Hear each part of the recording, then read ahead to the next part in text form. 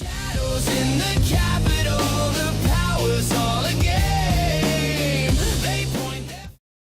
How's it going, everybody? It is Monday, and we have a ton of news to cover. We're going to be talking about the wars abroad, as well as the war we have here at home on our rights and our freedom of speech, Second Amendment, everything. We got a lot of things to cover today. I have a special guest joining me today, and we'll be covering his story that just hasn't seemed to be getting much traction. I think it should have a lot more attention on it because I think it has dire consequences for other people as well. But with that, let's jump into this, and we'll see you guys in just a moment. So joining me today on the show to talk about his situation and more is Karl. How's it going, Karl? Oh, wait. Sorry, Karl. Hang on. One moment. I haven't used the muting feature yet. So go ahead. One more time. Introduce yourself. Yes, it's pretty much been a nightmare. My life for the last decade or 2 decades actually has been an absolute nightmare. Yeah, you want to? So what's going on? Why have things been a nightmare? Well, I paid my house off in full back in the 1990s, and I didn't realize that leaves me vulnerable to the city and code enforcement coming out and harassing me. During the housing bubble of 06, 07, 08, I was harassed by a real estate developer that said, "Give me part of your property or I will get the city on you." I didn't realize that corruption was that bad, and so I didn't give him part of my property.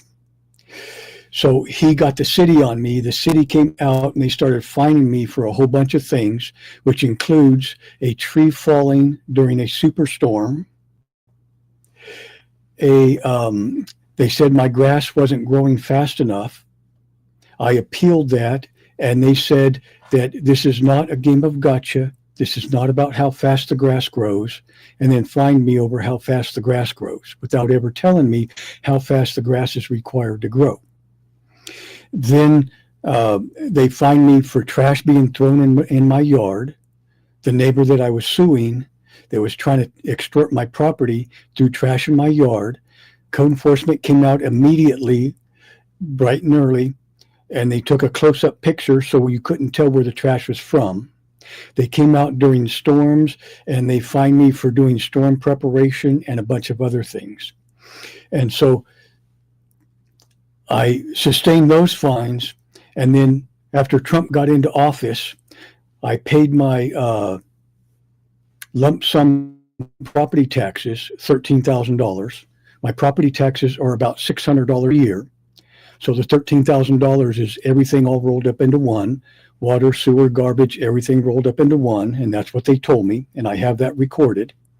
And then all of a sudden, code enforcement shows up and they say that I need water turned on my other parcel. So I have 2 parcels and 1 house. And then he starts arguing with me. He looks at me and says I'm alt-right and that I listen to Rush Limbaugh. And then he turns around and makes comments about my pickup trucks. I have some vintage pickup trucks that I restored. And that's when he got triggered and started arguing with me about my carport. And I said it was already cut in half and that it was already cleared. And so he left, and I started getting a flood of fines. The fines were unclear. I posted a number of fines that were unclear as to what I was supposed to do. Yeah, here, let's go through this first one. I don't mean to cut you off, but just for an example of what you're talking about, you shared this one here, and it says you are hereby ordered to pay to the city of Sacramento and the administrative penalty in the amount of $3,000. The penalty is imposed in connection to the following violations, and then it goes through the violations, but it does not specify exactly what you need to do to rectify this. Yes, it and you goes see through, it's it says generic. failure to maintain landscaping and plant materials. What does that mean? What do you mean? Like you're not cutting your grass, like you said? Is failure to maintain the exterior of the building, including but not limited to paint and finishes. I feel like all of this stuff, if they're going to fine you for it, they need to include documentation of it. Like, here's what's wrong, here's the picture of what's wrong, here's why you're being fined for it. Right. And if you notice the date on that, this was after they closed the case. And the closure of the case, I believe, is in one of those, but I have the documentation for that, where they closed the case and then opened it back up again. So it started off with one person, Tim McMillan, and it was supposed to be about water needed to be on both parcels. And I told him I already had water, and I had water on the other side, as well as an AWS, which is alternate water source or water supply. And that means that basically you have two water supplies. And the alternate water supply is a way of saving water during the drought, which is something that happened during the 2014, 15, 16 era, where we had an extreme drought, and they were encouraging us to do such things as use your shower water in your toilet. I remember the drought was so bad they were telling people not to water their grass. They were telling you to shower once or twice a week, if that. They were telling you crazy things. They were telling you like weird ways to wash your dishes to save water. It was crazy. I was really young, but I remember just like watching that passively in between like cartoons and stuff. Right. So what I did was I came up with a system, and it worked beautiful. I cut my water usage by over 90%. And I even conducted experiments in-house in order to treat the water, in order to separate the soap from the water, and to see which soaps could be separated from the water, to see if there was a quick and easy way to separate this out to be able to reuse the water. So the entire thing was that I paid my bill the way I had for years and years and years. And then all of a sudden it defaulted right after I paid it. And so one of the links I gave you was me at the window showing that I paid $13,000. Yeah, here, let me pull that up. You want me to pull that up? Yes. Let's see. I just got to find the right one. Here it is. Okay, switch over to this. Let me make sure that you can hear your own clip. Let me share this on your end. Okay. All right, so it says here, I paid $13,000 in 2017. All the bills rolled into one. They then defaulted me right after that, and it took years for them to finally say what the problem was. Now I lost my home because they didn't like that I voted for Trump. So before we play this clip, what was there, like, what led them to assume that you're a Trump supporter? Like, you said that this guy was accusing you of watching like Rush Limbaugh and stuff like that. What made him believe that? Why did he jump to that conclusion? What happened was when he showed up outside my gate on the sidewalk, this is Tim McMillan, he first said something about my pickups. Now I have vintage cars, vintage muscle cars, vintage pony cars, vintage sports cars, vintage motorcycles, and vintage trucks. This is my hobby. And so one of the pickup trucks is an F-250 Highboy, which is a great big huge butch looking four-wheel drive, and it's from 73, and it's fully restored, and it sits right there looking at you as you walk by. And then the other one is a all black F-350 dually, an 88. And so he looks at these and he mentions my pickup trucks, and I thought he was looking to buy them because I get people offering me money for them. And then he looks at me, and I'm a pale Native American, believe it or not. And I'm so pale, and he looks at me, and then I mentioned that they find me over how fast the grass grows, and they find me for having storm damage during a storm. And he said, we can do that. And he got defensive about it. And then he said, my carport.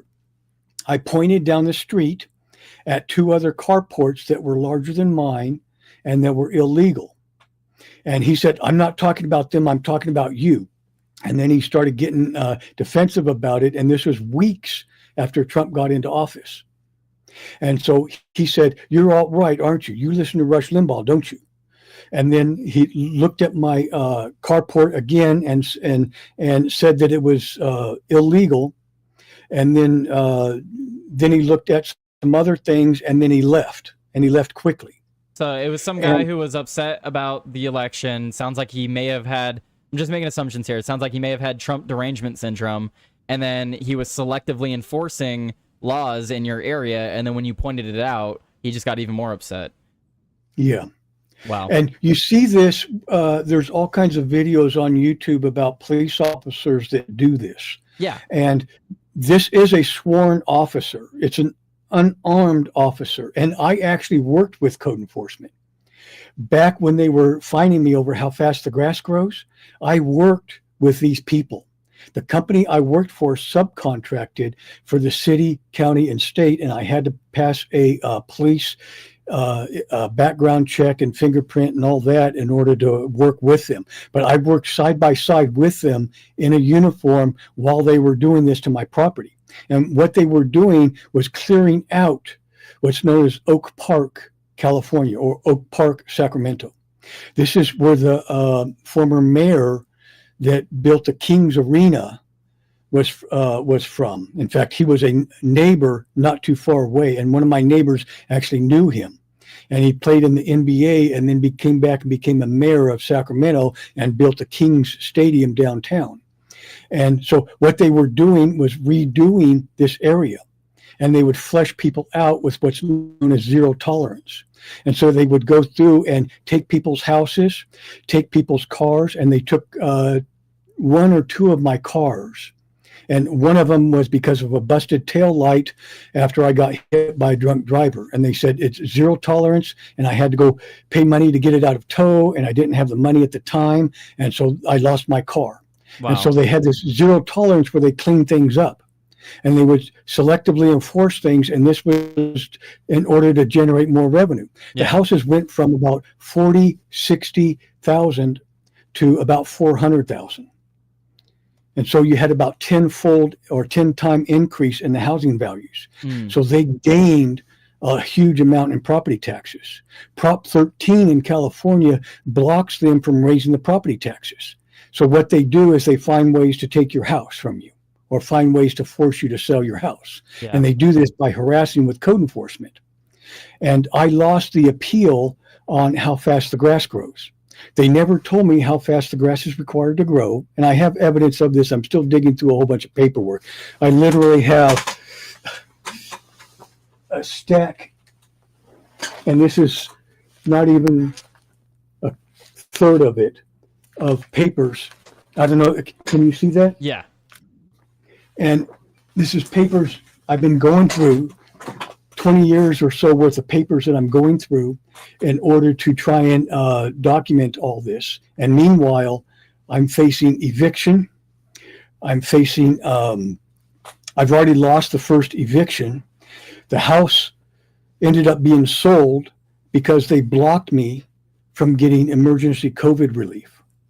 And I put that on there. Let's see. I put that on there. The guy came out. The guy came out to the fence, and I recorded it. And he said the house looks abandoned because it's boarded up. And they told me to board it up.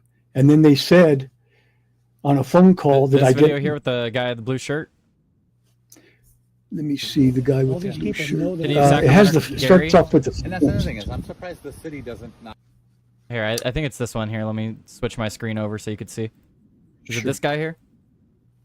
He's walking towards it, and then there's another, and then the postman. Yeah, there's a few of them. Come by. Here's the first one. What's your name? I'm not a lawyer. But this guy talked to the guy. Wait, I'm not a lawyer. Oh, I thought you were. Okay. No. Yeah, I'll make sure I'm not an attorney by any means. Like I said, I work with the next to the city or alongside the city in their receivership program. I am not an attorney. Well, I'll vouch for anything that some dude from the city Colorado. came by and basically didn't know that he was here. But was telling me that, like, talking about having him to board up his windows, and I'm like, why would you have a guy board up? Like, he's here? I'm like, yeah, the fucking dude's here. Gotcha. Paulo. So he didn't know that I lived here, No, right? I do not. That's why I asked him about boarding up the windows. Like, you had him. He had us buy the. Remember the Right. fucking plywood? Right, And we I'm had like, to buy why the would you have a plywood. dude that lives here? Somebody lives here? I'm like, yes, somebody fucking lives here. Is that good? All right, Can I? come by. That's crazy. So the city is repeatedly coming out saying that you don't live there when you very clearly do. Yes. And they said that they didn't tell me to board up the house. They said that they were telling me how to board up the house. I'm like, how am I supposed to know the difference? Was there something in writing that they sent you, or? Yes. And I posted that. That's another post. And basically, they gave me explicit drawings ordering me to board up the house, and then denying Did you post? that they ordered. Did you post Yes, I that? did. Where's that one at? I'll show that one. Oh, let me see. Sorry, I know. I'm trying to pull them up as we go along. I'm trying to have things ready. So let's scroll through here. I found the one talking about your plumbing. I see that one. Please scroll through here. Was it one of the videos? Yes, there's a. No, I think it's a straight picture, Great picture. and it has a document on there. Wow, I should have.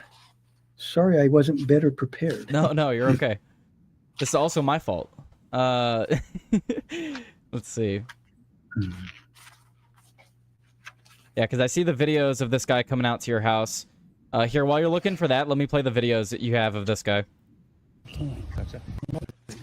All these people know that I've lived here the whole time. Gotcha. And that's the other thing is, I'm surprised the city doesn't knock on the door. But like you said, like this young lady came out, and I was like, well, I hadn't talked to you yet, so I didn't want to start asking people like, hey, because that would be the thing. If I worked for the city, I would say, hey, seems like this guy's never here. It looks like it's boarded. I would ask 5 or 6 houses. Right. How often do you see this gentleman? This is the name I have that lives there. Is that the person you see?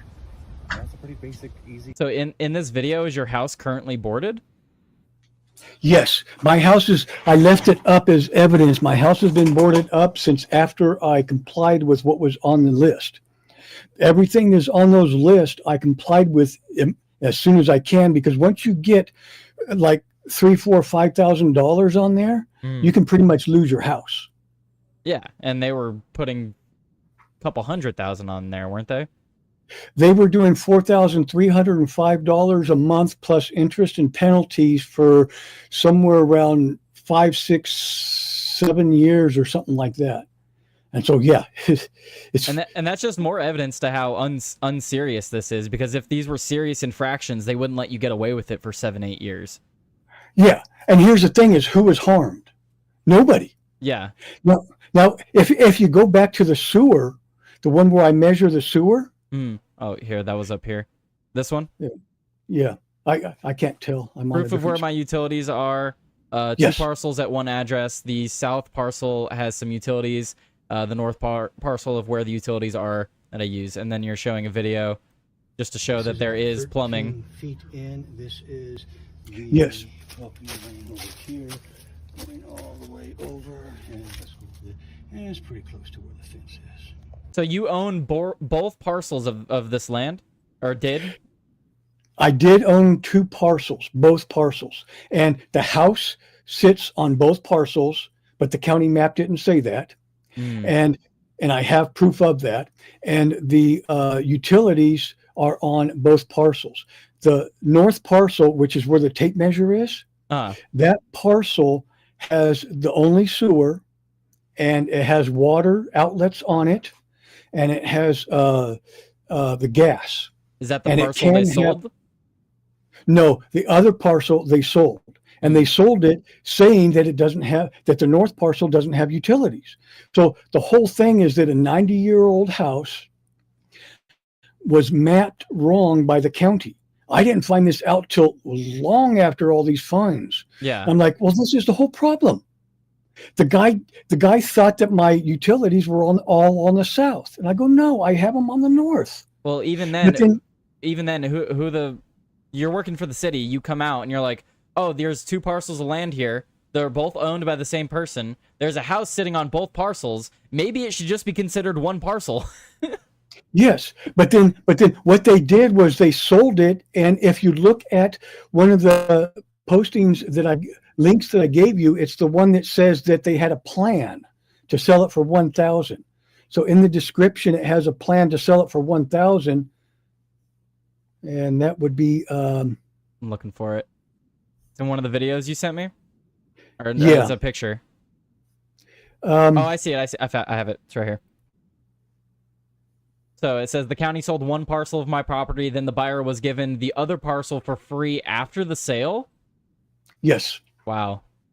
So not only And so- did they say that you have 2 parcels of land, they took one from you, sold it, and then was like, oh, here, have the other one for free. yes, And then they changed it back and said that now there's not two parcels, there's two independent pieces of land. Is that what the Which means second picture is? I didn't do that one yet Okay. because that just went through not that long ago, but I didn't post that. But this shows all the shenanigans after the fact. Mm. So what happens was you see the disclaimer on there. The disclaimer, these are houses that go for $300,000, $400,000. And I have offers in the $300,000 range. And those offers, trying to get all the paperwork together, those offers in the $300 range are twice what ended up being sold for. But they had a plan, and she admits to the plan. And so if you play the other one, which is a video, it's a hidden camera video that says, this is the county admitting they had a plan to sell my house for $1,000. Right here. I got it. So play that audio. It's a hidden camera. Says the county admitted their plan to sell my house for $1,000. They denied me a chance to get the evidence, all because I voted for Trump. Please retweet this. All right, let's check it out. If a court finds, I said it's highly unlikely somebody will bid on it. okay, but what if somebody does? Then what? And here's the whole thing, is that you just admitted that it's highly unlikely, and it probably is. Because Possible. they're going to have to come in there and cut the house. No, they're not. We put a disclaimer on that the house overlaps the other parcel, which is why I don't think anybody will bid on it. But it is a possibility. Right, but if that's the case, then why don't you just take it off and allow me to get the proof that's needed? Why would I do that? So I can get the proof that I Because need? I'll tell you why. Because our plan is if we don't get a bid on it this year, we're going to sell it for $1,000 next year. They don't treat you like a human. They don't treat you like a person. She's talking to you like you're just some nothing. Your property. Your property Yes. to you, not just your property, but you yourself are property being spoken to. That's absolutely crazy to speak to another person like that. And she knows that Yes. you're losing your fucking house. Yes. That's crazy. And yes. And I even went in with an accident report. I was run over by a truck, believe it or not. And believe this, it was my truck. Wow. I got run over by my own truck. The quick story on that is my F-350 sat for a while and something happened to the fuel system and it would cut in and out periodically. So I was going to pick up my motorcycle that broke a sprocket and I used my pickup truck and it stalled. So I get out at a light where it stalled and I go to jump the truck and somebody going 60 or 65 in a 30 residential slams head on, full speed, double the speed limit, and slams into my F-350, and my F-350, while I'm standing in front of it, breaks my teeth and lands on my leg, and now I got a half-dead leg. Wow. That I'm still dealing with, that I'm supposed to be getting treatment on. Hence, and I gave her the police report saying that I got a half-dead leg, and she smarts off and says, oh, a truck ran over your foot. No, And then, truck did not. wait, so you're dealing with all this shenanigans with the city, and then you get ran over while Yes. this is all going. Wow. And I told her about that. And I was trying to say, I need more time. And then she said, she admits that they had a plan to take my house. And I'm going, holy shit, that's why they blocked me. Now I want to go to the other one where they blocked me, which is another hidden camera video. They refused payment because they couldn't determine what's owed. So can you play that one? It looks the same video. I found it. So we have this next video from Karl. Says they refused payment because they couldn't determine what's owed. It's their job to know what is owed. They took my fully paid off house in California, didn't allow me to pay the bill. Yeah, dude, that's so insane that literally it's their job to be enforcing this stuff. It's their job to know what they're enforcing against you. And they're just like, oh, don't care, too bad. You're going to be homeless? That sucks. That's demonic, I would say. Like Yeah, now play that video. let's see it. It was a mistake. All that needs We to be don't want removed. their money, we want our taxes. Okay, I can give you the taxes, no problem. Oh, really? Hallway. I don't know if you want to see this. There's a credit union across the street, or there's Golden One closed. I have this on the video, by the way. The ATM is just outside. That's a MasterCard. This I'm is a not, Visa. we couldn't even determine what's owed at this point. It was a mistake. All that needs to We be don't want removed. their money, we want our. Can't even determine what's owed at this point. Probably because everything that they've levied against you has been bullshit fines from the start anyway. Yes, but here's the thing: is all she had to do was push a few buttons on the computer, which she did in other hidden camera video segments that I recorded, and then she gave me the fake numbers. She gave me false numbers, and so I was there ready to tender the money, and she says we can't determine it. That's illegal. You cannot block a citizen from paying their taxes. Yeah, no, that's insane. I mean, and you're absolutely right. That's why people post videos in a joking manner. They go and pay the speeding tickets and stuff using only pennies. They can't deny the currency. They can't deny it. They are legally obligated to take that money. And I tendered the money, and she refused to accept it.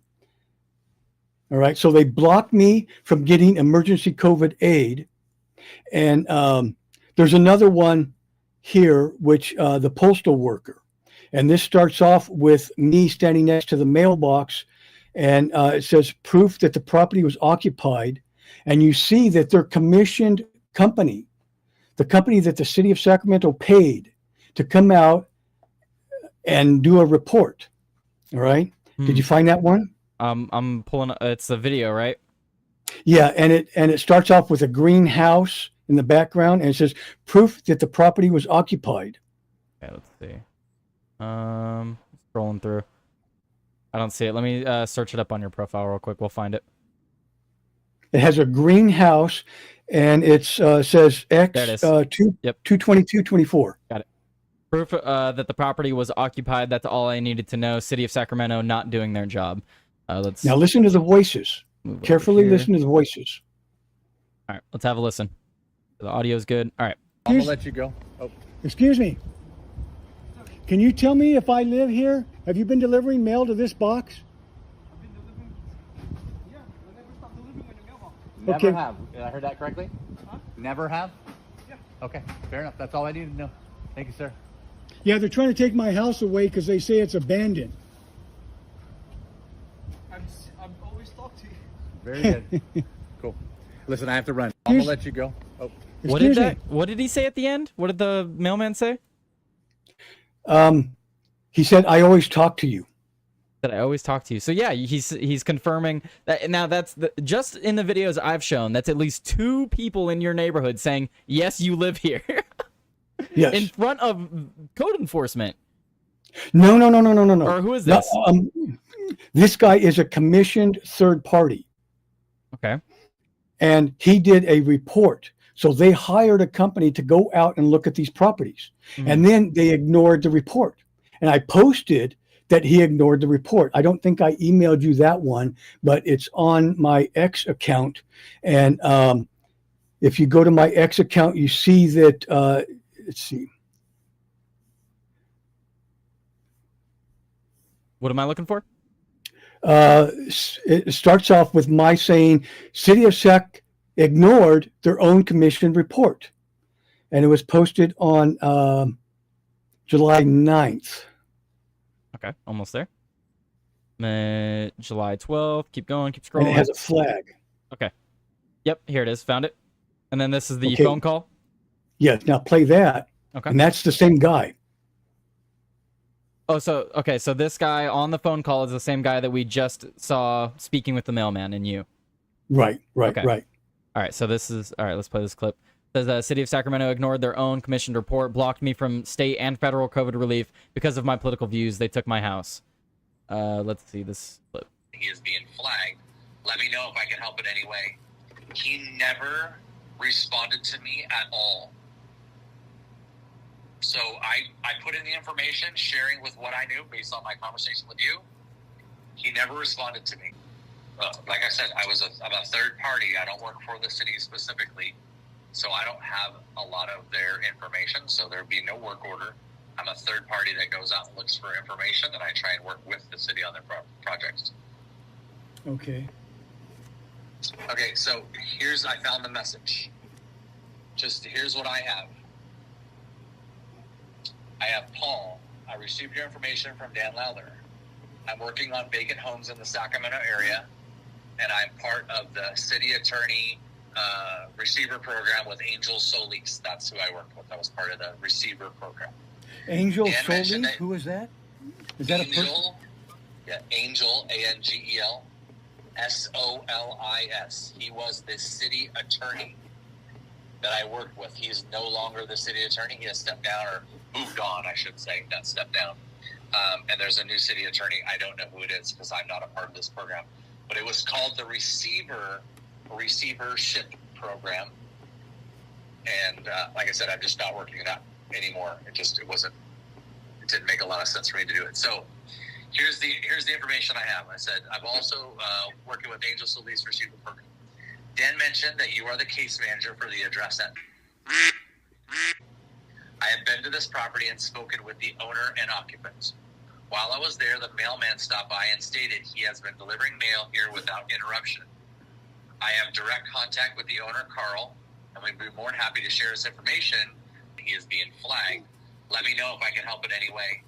He never responded to me at all. So I put in the information, sharing Wow. what I knew based on my conversation with you. He never responded to me. So literally the city official that was sent out to go and investigate this for the city, He is or being not city flagged. official, like you said, third party. So this third party sent by the city went out to investigate, gave his report, tried to get in contact with the people that hired him, and just basically got ghosted and was telling you, Yes. yeah, they didn't respond to me. Wow. Yes, 100%.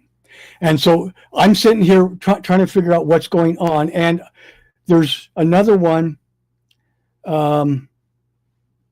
I emailed you and it says the city utility services inspector says why the water wasn't turned on during the pandemic. Oh, So if you can got it. find that one, I emailed that to you at 12:27 p.m. See, okay, wait, that's the one I just showed. Okay, yeah, I have it pulled up. Right here. Okay, if you play that one, and it has his phone number. So, I mean, it's fine to show the phone number. It's a city number, isn't it? It's a city employee's number, yes. So yeah, that's fine. That's public info. The city utility services inspector is saying why the water wasn't turned on during the pandemic. I was ordered to board up my house by code enforcement because they didn't know someone lived there, and they ignored their own reports that it was occupied. I played this for the county, yet still lost my fully paid home. Let's see this. Wasn't turned on. I, Eugene Watkins, and you can put this down on your statement. I'll say it again. You can tape record it or whatever. Not the city, but Eugene Watkins said it was boarded up, so I thought that's why the water wasn't turned on. It wasn't turned on. So they just assumed that it was Yeah. boarded up, so the water's turned off. Yes. Can you put my face on the screen? Yeah. Okay. Can you see this business card? Put it a little closer. I can make out most of it. Yeah. Okay. You see the name on there? Eugene, what is it? Eugene Watkins. Oh, yes, I can see it. Sorry, I'm a little blind. Okay. I also have a smaller screen. Okay. And I'm going to turn it around. Okay. See what it says? He works for the city of Sacramento. Yep. So that's the business card. And this is the business card of, you can't hardly see this. This is Bruce Lewis, is I a can code kinda see it, enforcement yeah. officer.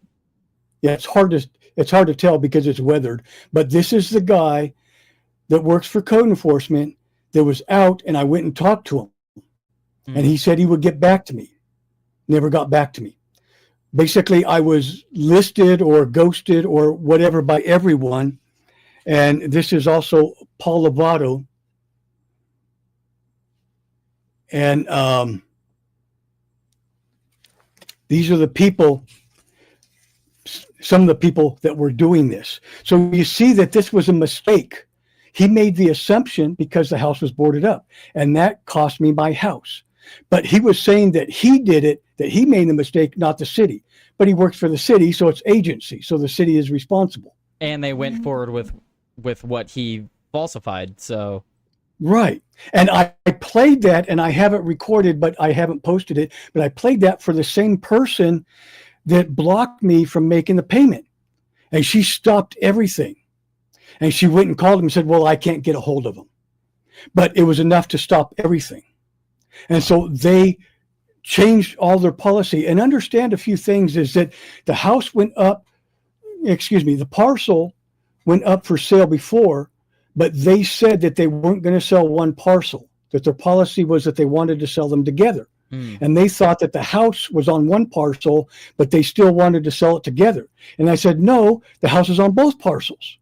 So I have an email from them, and I can show you, this isn't going to come up all that well, but I can show you the email where they said that they would come out and inspect. So they delayed the sale, and they said that they would come out and inspect. And she said, and this is the email that's going to be provided. I'm making proof of this. I'll do screenshots. But she said that there's no utilities and that the house sits on one. And then they came out and they said, oh, look at that. It sits on both. But what they didn't do is they didn't come out and inspect the utilities. yeah. And I told them, why didn't you inspect the utilities? And she never responded. They ghosted me and then did a quick sale. And I don't believe that they followed the law because they didn't post, because they're supposed to post a certain number of days beforehand. And they didn't do that on the $1,000 sale. And they did that so that they could sell the house for $1,000. That's absolutely It's terrible. a trick. Yeah. It's a trick. And understand that the house south of me sold for $400,000. That's 10 feet away. And the house north of me sold for $350,000. That's 30 feet away. Yeah, it's not even about getting back the money that they fined you. And that's even besides the point that the fines were bullshit. Let's say the fines were completely legitimate. They're not even making it about getting that money back. They're literally just trying to get rid of the house and make sure it's not owned by you anymore. Right. And so what that means is that I still had $250,000 coming. And they tricked it so that they would sell the house, sell the parcel, and then change the title after the sale. Now, how do you change the parcel? How do you change the title after the sale? You don't. And they changed it twice. Well, it should be. I'm pretty sure. Isn't that? I'm pretty sure it is, isn't it? Well, here's the thing: is that I don't know, and I can't even get lawyers to return my calls. It's called a partition action, and it's supposed to go through a partition court. But if the county does it, they can do corrections. So they said, we weren't taking the parcel off, we were correcting. But they can't correct and change land ownership. Yeah. And so, but they do it, and they know that nobody's going to do anything about it. Not to mention the fact that there is no case law. Show me one case anywhere, and please, please, please show me one case anywhere on planet Earth where they did something like this, where they sold one parcel in a hurry-up sale, admitting that they could sell it for $1,000 after it didn't sell because of the disclaimer, which liquidates any value I would have had and makes me a homeless senior citizen, a disabled homeless senior citizen, because they blocked me from getting emergency COVID relief. The city water department admitted that they made a mistake, but didn't correct it, and allowed me to lose my house. And now lawyers won't return my calls. When I did get the senior citizen lawyer help, they didn't even know what a 5-year plan was. They didn't even tell me that the house had sold until a month afterwards. They didn't tell me. They said, yeah, well, you owe the taxes. And I tried to say these fines are illegitimate and they're selling one parcel. And they go, yeah. And they just ignored it and they wouldn't, and they stopped returning my calls. And these are federally funded lawyers to help senior citizens. I'm going like, wow, the world hates me. That's absolutely how many terrible times story. can we get struck by lightning? Yeah. It's like being struck by lightning 10,000 times in one day. I'm going, come on. So I have a few questions to help clarify the story for those watching. You've posted several videos of what appears to be people from the city or other places discussing your property. Where are these videos taken? So like the one where the camera's up at the ceiling. What building are you in when you're taking these videos, if you can say? The hidden camera one is actually 2 videos. One is a GoPro type helmet camera on my motorcycle, and that one had given questionable audio. And the other one cuts in during that, and it's from an iPad where I just pushed the record on the iPad, on the front-facing camera of the iPad. That's why the iPad's staring up at the ceiling. And she got kind of nervous, but she was shaking. Laura Jorgensen. So what building? What building are you That's in? the county tax place. The county, the place you pay your taxes. Okay. And it's also the city's tax collection building. No. County's collection. The city is the code enforcement, and the county is the taxes. Okay. And that's where she said, we don't want their money, we want our money. So I flip out my credit cards just like that, and I also have a video showing how much money I had. I think it was $33,000 I had ready, willing, able to pay. And they have to offer you the 5-year plan. And so I would have easily been able to pay the 5-year plan with $33,000. Yeah. But they blocked me by saying we can't determine what it is. And they can't legally do that. No, it's like we discussed previously, that if they're going to fine you, that's like a cop pulling you over, handing you a ticket, and then the reason being blank. It's like, oh yeah, here's your ticket, figure it out. Yeah. It's and like, you know what? Was my taillight broken? Was I speeding? Did I run a stop sign? Like, what happened? Right. And he says, no, just give me your $100,000 car, or, give me your Lamborghini. It's confiscated now. Yeah. Yeah. And this is pure corruption.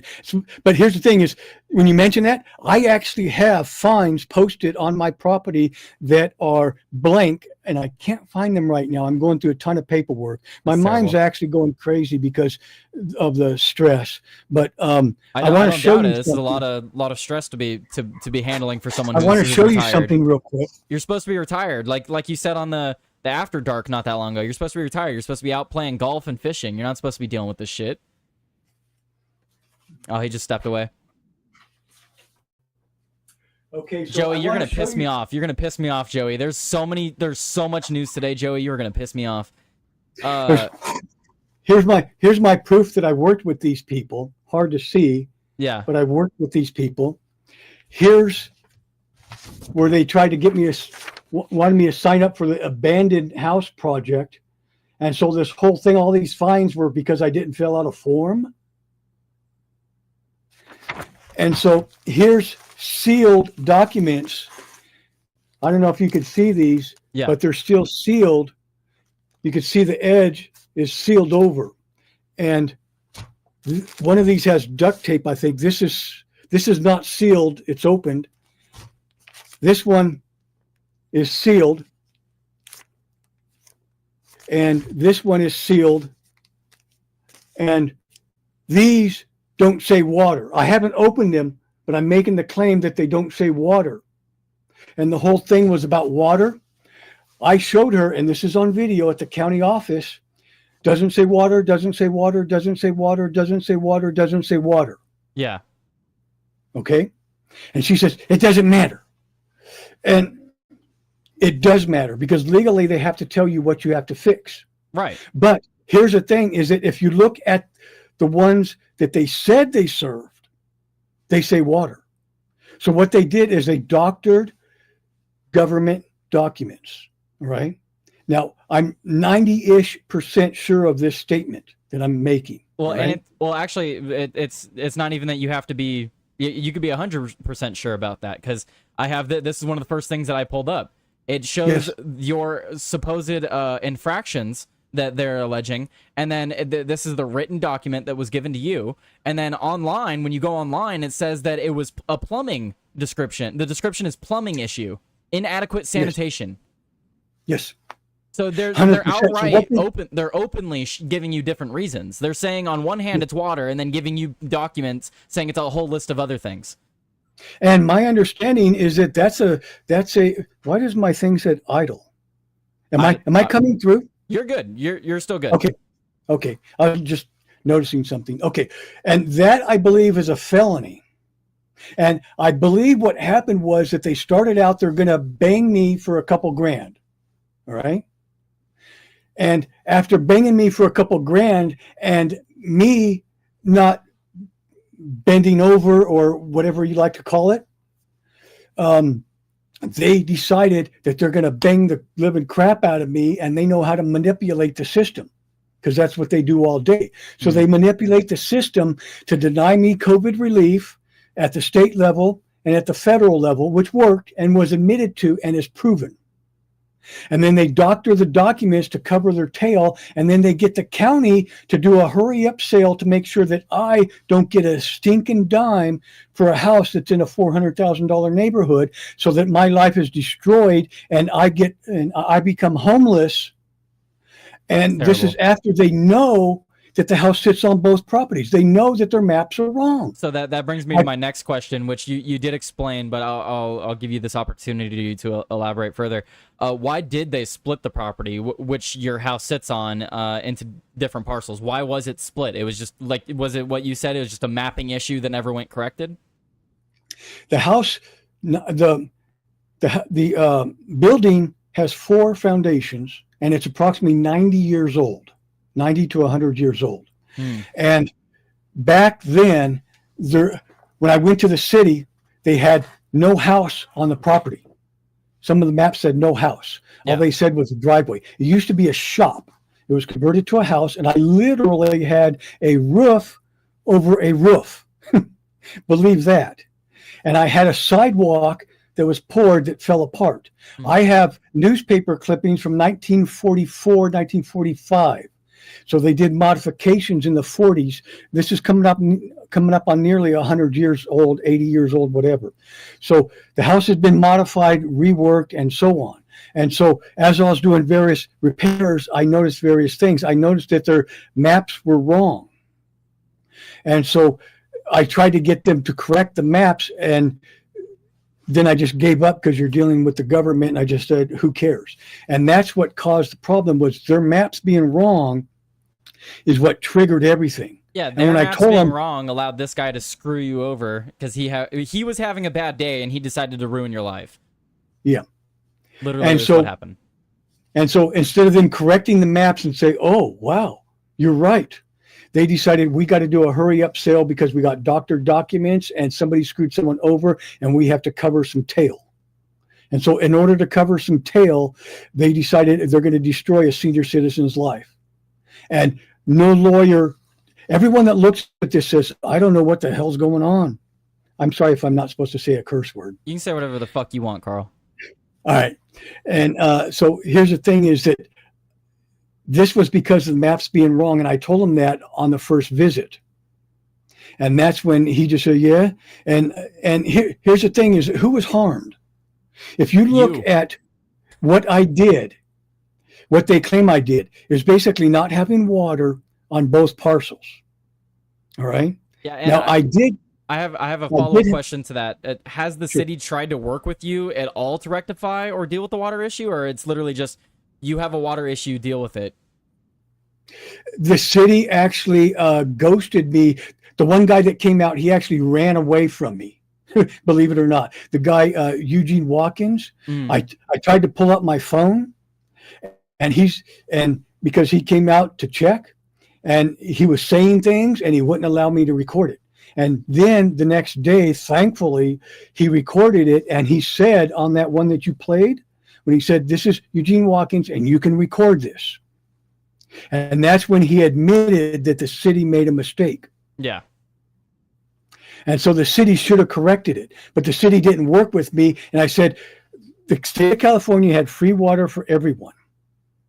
All right. I don't know if you remember that or not, but during the COVID lockdown, everybody gets free water. I was entitled to that. He said that they didn't do that because they thought the house was abandoned. And that's why Paul Laporte, I hope I get his name right, Paul Laporte ordered me to board up the house. It was a trick. All they have to do is go to the utilities and say, "Hey, is someone getting water here? And is there a water bill every month?" Like literally, Right. that's so. The laziness and corruption of government will never cease to amaze me. Right. And so here's the thing: is that I want everybody to know what happened. I mean, this is the damage to society from me is zero. I didn't throw trash in people's yards. I'm a good neighbor. You can ask anybody. And before this happened, I'm sliding gracefully into retirement. I'm doing gig work to delay my Social Security so it's enough to get a reasonable living. And I'm sliding into a pretty decent retirement. All right. I'm living the American dream. I have a house fully paid off, been paid off for a quarter century. I pay my bills as I had in lump sum. And there's evidence to show that, yes, I paid the $13,000 in 2017. I was entitled to the emergency COVID relief. I participated in the lockdown.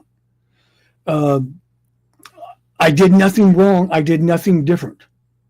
But somehow they were able to manipulate things, so I end up broke, in debt, and they're sending me to collections now. I'm getting bills for thousands of dollars. I don't have it in front of me, but I have somewhere around $20,000 in collections. So someone with an amazing credit is being destroyed and going to be homeless, being evicted from his own property, all because they decided they didn't like me. They were triggered by Trump being in office, and they were going to nail me to the wall.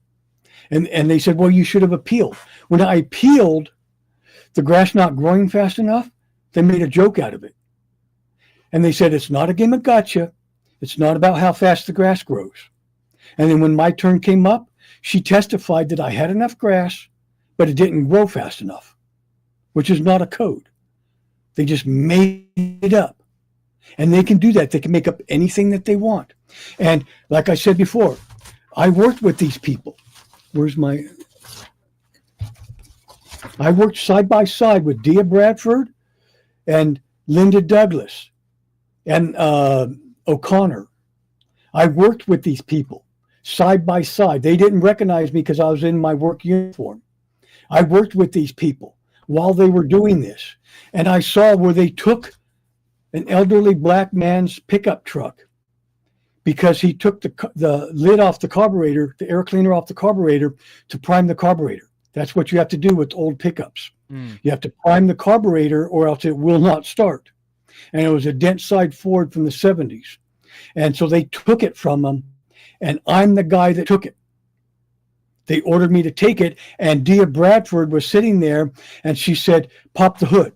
And she was hunting the car. She was hunting around the car for any reason to take it. She's supposed to have a reason before they call me out. So they call me out and they search. And if they find a broken light bulb or anything, all they do is make the claim. They take the truck. And a pickup truck in a poor neighborhood for an elderly black man is a job. A pickup is a job. Of course, I'm talking about hauling stuff, moving people, hauling stuff, junk, furniture, whatever. That's a job. In the poor neighborhood, a pickup means you got a job. All right. And so they took his job, and that's how they were flushing black people out of Oak Park. Wow. And I remember on the news, Black Lives Matter was actually saying, you're taking away our low-cost neighborhood. And what they were doing was chasing out the black people, because Oak Park was black from the 70s to the 2000s. And then they started using code enforcement and law enforcement, and they would take your car for any reason, zero tolerance. Any reason to take your car, any reason to take your house. And they kept doing this until they flush out the black people. They flush out the black people, and all of a sudden, the gang membership and the prostitution and all that was walking up and down the street, all of a sudden, that goes down. Home values kick up. They get more property taxes. And when someone like me is covered by Prop 13, they nail you they pound you like a nail. And they keep pounding you. We got a comment in the chat. We got a comment in the chat. He said a lot of the complaints that black people had about people on the right, but people on the right told them to shut up about it. It is now happening to non-blacks. So talking about code enforcement, what you're talking about, they used to send code enforcement into minority neighborhoods, but now it's happening to everybody. They're sending code enforcement into places, and they're just taking your stuff. They're like you said, they're making up all different sorts of codes that you're violating. You got a broken tail light or something, there goes your property. Like that's insane. And here's proof. Here's proof I did that. I still have my uniform. Here's proof. All right. I did that, and in the neighborhood that I work in, I live in. All right. And I remember down the street, they took this car and made these people walk. And she started screaming, "I hate white people." It was a bunch of black people. It's like 4, 5 black people in a inexpensive car. And they were just driving around. And I was the person that took the car under the order of code enforcement. And then another one was a crack. And check this out, a crack in the windshield. And I'm like, wow, I have a crack in my windshield, in my one of my other cars. Yeah, they better take your car, huh? Yeah. And they took her car. I was the guy. I did it. I was there. Yeah. All right. I have proof. And here's the thing is that back when under, I think it's Obama, when they had that shooting in the street and they did that commissioned report about black neighborhoods. And then they had this proof of one young black woman that lost her car because of a crack in the windshield. And they said that the fine was like $500 to get her car back. So she lost her car and lost her job and her transportation because of a crack in the windshield. And her life was stuff like this. What you're talking about is exactly why we have a homeless problem in California, though. Oh, I'm sorry, you can't afford to fix your windshield? Let me hit you with a fine, and then when you can't pay it, repo your car, and then when you can't pay for that, you lose your job and you go homeless. That's the series of events that cause people to go homeless. Isn't that exactly what's happening to me? It's a guy in his what's happening 60s. to you is even worse. They're doing all sorts of shady shit to, like what we were just talking about. That's something that happens, just as a fact of what the laws are. What's happening to you seems deliberate. Yes, it is, and it's deliberate because of Prop 13, because of somebody triggered weeks. I think it's actually weeks after Trump got into office, and they wanted to cover their tail. So they're covering for each other. And that's why you see the evidence where the government documents say plumbing, but the ones served onto the house don't say plumbing. Yeah. And that's a federal crime. All right. And that's what the federal government needs to come and look at. How can they doctor the documents? And now I am facing being evicted in a matter of days. I'm expecting a notice from the sheriff any day. All right. So what are obviously part of your next steps are, trying to get on shows like mine, trying to get your story out there. What do you plan on doing, next after the show? Like, what do you plan on doing? Obviously, I'm going to try to share clips from this all over. I'm going to, like I told you, I'm going to take a segment out of this from the live because I'm going to talk about more news stuff here coming up. But I want to have our conversation separate. I'm going to post it separately, and then I'll have clips circulating. Have you tried to get in contact with like any local news or any news stations or anything like that? Obviously, I know you tried to get in contact with Tim, and he said he would look into it. I'm not sure if Tim's tried to contact you, but where are we at on that? Are you trying to look for local news? I don't think Tim retweeted it, and if he would, that would be amazing. But he didn't look into it. You're talking about Tim Pool. Yes, because you called in and he said he would look into it. Did he? Because I don't remember that part. It's a little hard to hear. It's probably not your fault. Me as a viewer listening in, you get better audio from the panelist. So maybe you were while you were speaking. I think he said it while you were speaking, so you probably didn't hear it. Yeah. But he said that he was going to look into it. I looked into the guy that does the Dilbert cartoon, Scott Adams. Yeah. Okay. I got a clip on his. Basically, I've been doing everything I can to get attention, and I got and then I posted a clip, and that got a little bit of attention, and then I tried to go back and get him to actually tweet or do something, and he said if I post again, he was going to block me. Basically, I'm trying to spam. I'm shouting into the wind. All right. And and people are getting upset at you for being so vocal. But what do they expect you to do? What would they do if they were facing what you're facing? Yeah. I just posted on Reddit, and I got blocked. YouTube removed my account, and I just posted it when I was doing this on YouTube. I posted links to YouTube. I started paying cash money, credit card money, to get it promoted, and YouTube took it down. After I paid money for links, I go, well, that just blew about $500. Thank you. And so I started paying to get on Tim Pool's, the $25 a month. And I've been paying for that for a year and a half to try and get on there. And I started saying, hey, I'm being canceled. People said, we're all getting canceled. And people were so interested in just getting, I'm the first one in the after party, and I'm the first one posted and stuff like that, but they kept blocking me.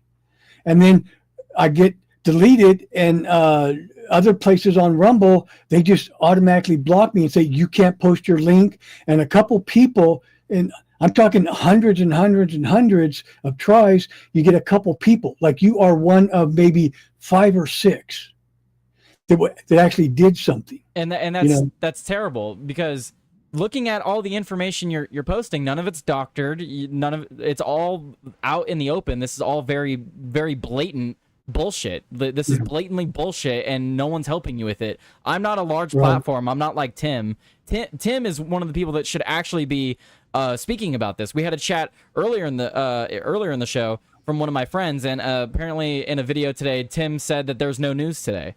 What the fuck do you mean there's no news? I have about 12 other articles pulled up to talk about once we're done with our conversation here. And even then, you and I could probably do another hour talking about this whole thing. So to say that there's no news is bullshit. Yes.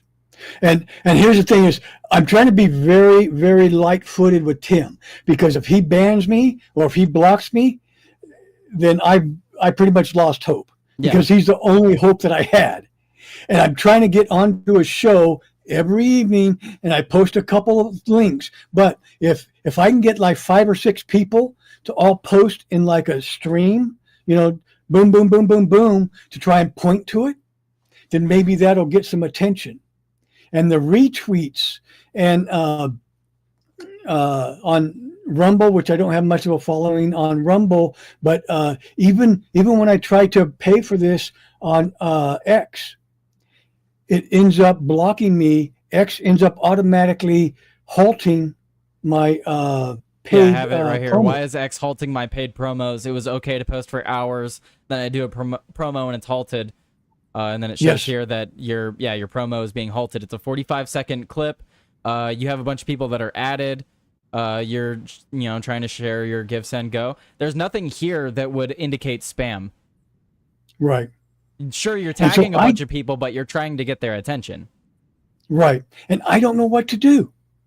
But here's the thing is that at some point in life, you just want, if you were beaten the shit out of or raped or whatever, something really bad happened to you, you would want people to know. All right. And that's the least, is that you want people to know.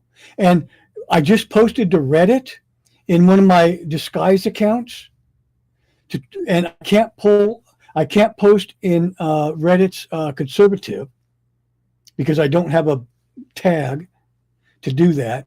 And so I posted in the other ones, and right off the bat, somebody started going, "Oh yeah, another claim to this," and they're saying it's fake. And so, and even when I was talking, if you go back and play the video, when I was talking to Tim Pool, that's the biggest highlight that I have so far. And people were saying, "Karl, get to the question. And I'm trying to get my word out, and people were saying, "Get to the question." And somebody in there, I don't remember who, it might have been you, but somebody in there saying, "I looked at the guy's post. He looks legitimate." Yeah. Yeah. And so I think that somebody was me. said, yeah. And so somebody said that. I go, "Yes, I have proof." I was reading the chat on the Discord, and a lot of people were like, "Oh my God, he won't stop talking." And it's like, well, yeah, no one's listening to this guy. He's trying to get people to listen to his story. You have all the evidence on your ex. If Tim had just pulled it up right there, he would have had a story to talk about for the rest of the night. Right. And here's the thing about that is that, have you ever heard of the old gypsy's curse? I've heard of it, but explain it. Okay, it's kind of a racist thing, so maybe it's not politically correct. But way back in the 90s, I was involved in a lawsuit. And there was something I came up that someone posted on a bulletin board back in the old days. And it said, it's an old gypsy's curse. And the gypsy's curse was, may you be right in a lawsuit. And I go, that's what happened to me, because I was involved in a contract dispute over computer software in the 90s. And the others, I went in pro per, the other side withheld evidence until the trial. I'm like, how can they do that? Well, they just did it.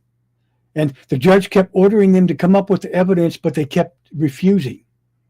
And it went right to the judge, and the judge withheld it until 20 minutes till the end of the trial, and then gave me the evidence. I'm like, holy crap, what kind of kangaroo trial is this? Yeah. And this is what happens. The gypsy's curse, may you be right in a lawsuit. And if you look at what happened to Donald Trump, where you have the highest court in the state of Colorado, ruled that a presidential candidate could be removed from the ballot for a crime he was not accused of. Remember that? Yeah. And it held.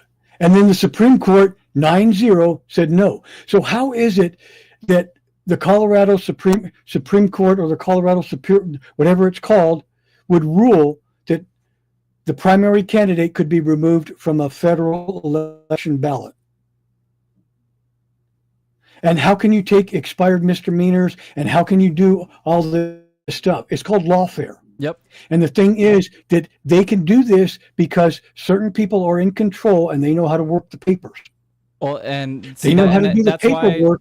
That's why our conversation today was perfect for the video today. The title of the video today is Wars Abroad and the War Here at Home. Because we are in a war here at home. It's not kinetic yet, but we have things like lawfare. You look at like things you're pointing out with President Trump. You look at circumstances like with you. You look at there's so many different cases around the country right now where we see lawfare being levied against political opponents. Right. And you see this where they doctored government documents. One says water, or says plumbing, sanitation, and the other doesn't. Yep. And I have a stack of those. So what they do is they don't tell you what you're supposed to fix. And I even told the county tax person, and she said, it doesn't matter because you have to respond to this. You have to appeal. I go, when I did appeal, which was the grass not growing fast enough, they made a joke out of it, and I lost the appeal. I have been convicted. I could be the only person in world history that's been convicted of his grass not growing fast enough. Insane.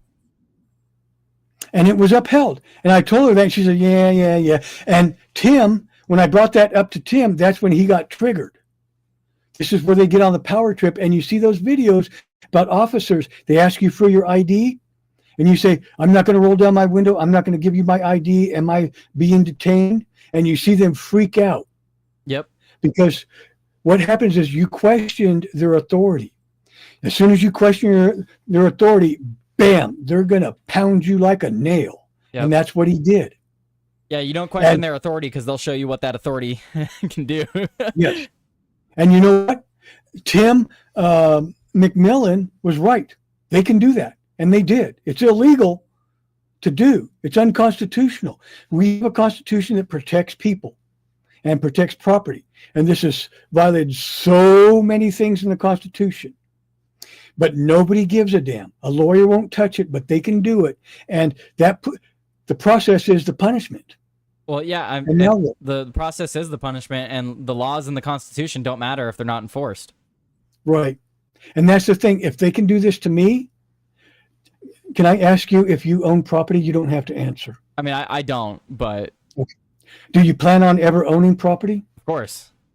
That's the keystone of the American dream, isn't it? Yeah, or at least own a property, own a business, have a family.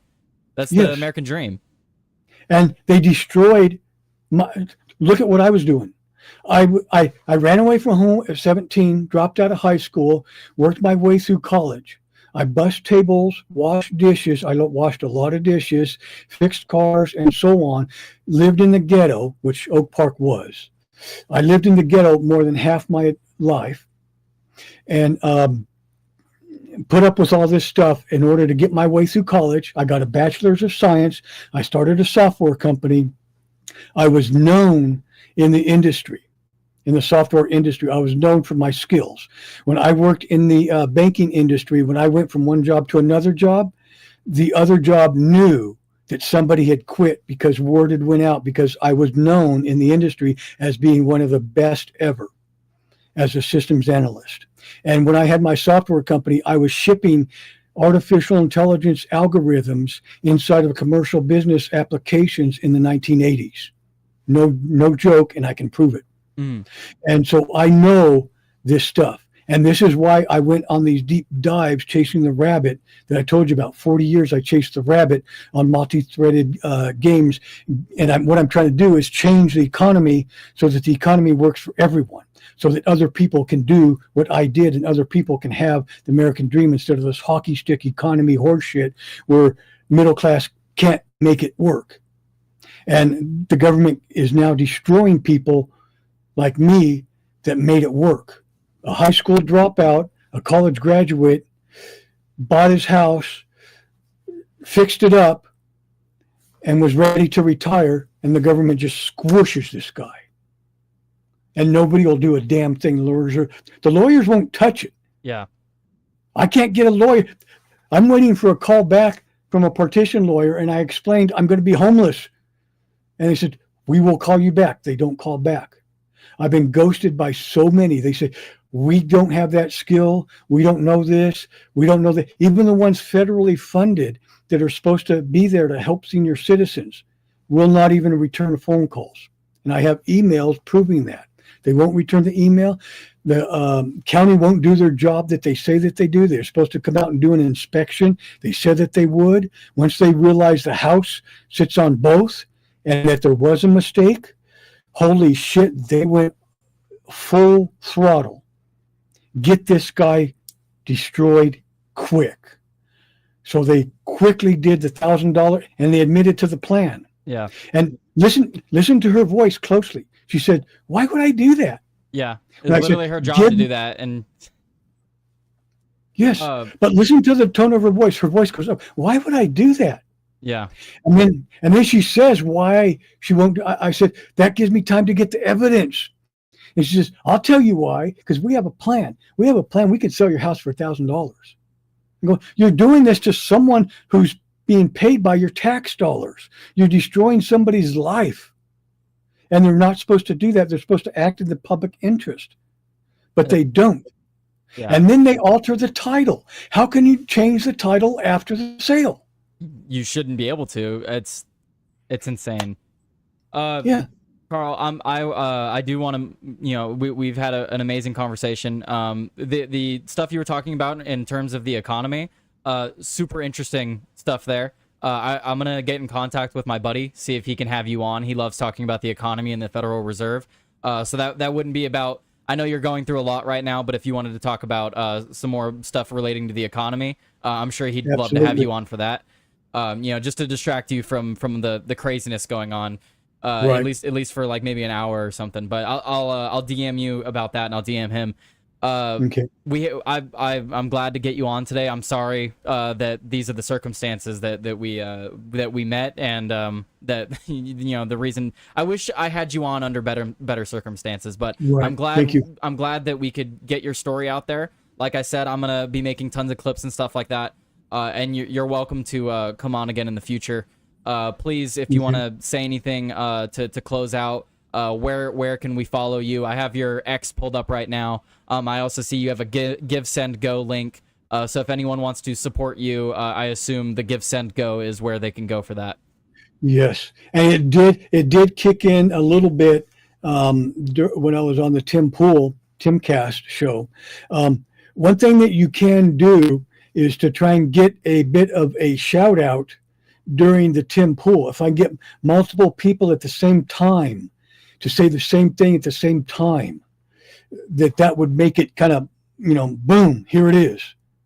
And then hopefully other people will be able to do that. So if they can share the link, share the post, share everything, and do that during the Timcast and say, hey, Tim, remember you said you would look into this. Let's do a follow-up. And when Tim says he doesn't have time, if we can get Tim to repost, if you can just get him to repost on my X, that would put it in front of like 500,000 people or something. Absolutely. Yeah. Even a right retweet now, for your story, or like there's a lot of things that Tim could do that even he himself wouldn't have to do personally to help you out. And he's already spoken to you onto the call-in. He let you give that 11-minute spiel. So there's no way he doesn't know about your situation at this point. So I like you said, maybe we can get this in front of him. Maybe we can get this in front of somebody else. But and there's also those people that do the culture show, and I'm sure you have some other people that you network with. Even if it's a small podcast, you'd be surprised, because I got one lady on X that retweeted me, and that triggered 2 other people to retweet. Yep. And it took a few days. And so just getting a couple people to retweet, that makes a huge difference. And make sure that they retweet, because I think that's the most traction. All we have to do is get Fox News to cover this. If Fox News covers this, and if Donald Trump listens to this, game over for the city. And you know what? I have to point out something, that Donald Trump would salivate over the sanctuary city of Sacramento getting a kick in the you-know-what because of this. And to have Pam Bondi, and others actually visit and point this out and rub this into Newsom's face. My friend is actually asking if you'd like to be on his show tomorrow. Outworld Live is the name of the show. They're on right after my show. So for you and I in California, he goes on about 2:35 p.m. is when he starts. He's wanting to know if you'd want to join him tomorrow. Yes, give him my. Can you link him? I'll link him your Twitter, and then I'll have him add you on Discord. Okay. All awesome. right, but anyway, anything else you want to add before we sign off here? I'm going to continuously post. I have a huge stack of evidence, and I have a lot of, I believe, very incriminating evidence. I have a ton of those things where it shows he didn't tell me what needed to be fixed, and that was the trick that they pulled. I have a ton of those, and I'm going to keep posting those and keep posting those. And it takes me a while to go through all this and to edit this. And I'm trying to do this in a hurry, plus my mind's going a little crazy, but keep checking back. I'm going to keep posting, and I'm trying to simultaneously get a lot of followers and trying to do paid promos and so on. But the retweets of the promos should get it enough airborne or enough above the radar to where maybe I can get the attention of people. And I'm trying to get Steve Lato, which covers these kinds of cases, and the civil rights lawyer on YouTube. So if you can do shout outs to them on there, the civil rights lawyer has like 1 million something, and there's Audit to Audit. And these are people that go after government corruption. And so they should be ready, willing, and able to take this on, because this is easy pickings for them. You would think. Yeah. Well, like I said, Karl, I wish it was under better circumstances, but I'm glad we could have you on today. Okay. You have 100% appreciation for me for everything that you've done. It's not much, but I'm glad I can help the little bit that I can. Like I said, I'll be sharing clips and stuff. I'll send you links to any of the clips I share from today. And like I said, feel free to share any of the clips from the show today. You're more than welcome to. Keep me updated too. If there's updates to the story, feel free to DM me so I can update it, or we can have you on again to talk about it. Okay, and when we're on Tim Pool, try to convince the other people to do some type of shout out thing to get above the radar. I'll see if I can get some people to call in to maybe shout out the show today and shout out your story. And then next time I call in, I won't be able to call in again for another like 2 weeks. But next time I call in, I'll be sure to shout out this stream so people can come see our conversation. Awesome. Well, I hope it works, and let's see what happens. Thanks again. Yeah, of course. I hope the best for you, Karl. Good luck, and Godspeed, man. Thank you. Yep. Have a great day. You too. All right, that was Karl J. That was his story. He is being persecuted in California for his political views. It all started when code enforcement began fining him, and he racked up these fines, thousands of dollars a month, and they're now trying to put him out on the streets. He's been dealing with this for over 5 years, and no one seems to be picking up this story. So please, if you guys could share this, go to his X account, go share this information. From everything that I've looked at, this seems legit. Everything that he has said seems legit. This guy needs help. I'm not big enough to share this story. You guys need to help me get this story out there.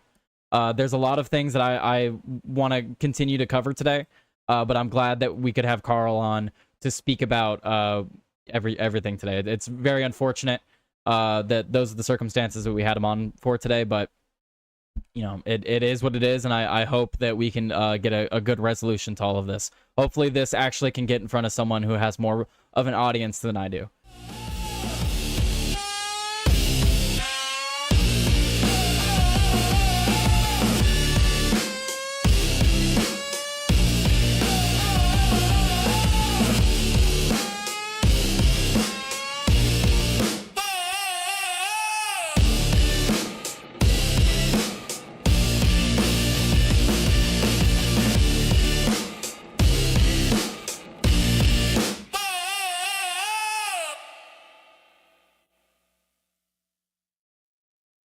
Hello, everybody. Now, I know a lot of you are already aware of the story, but obviously I wanted to go into it today. We'll be talking about it with a few people that I have on the panel today.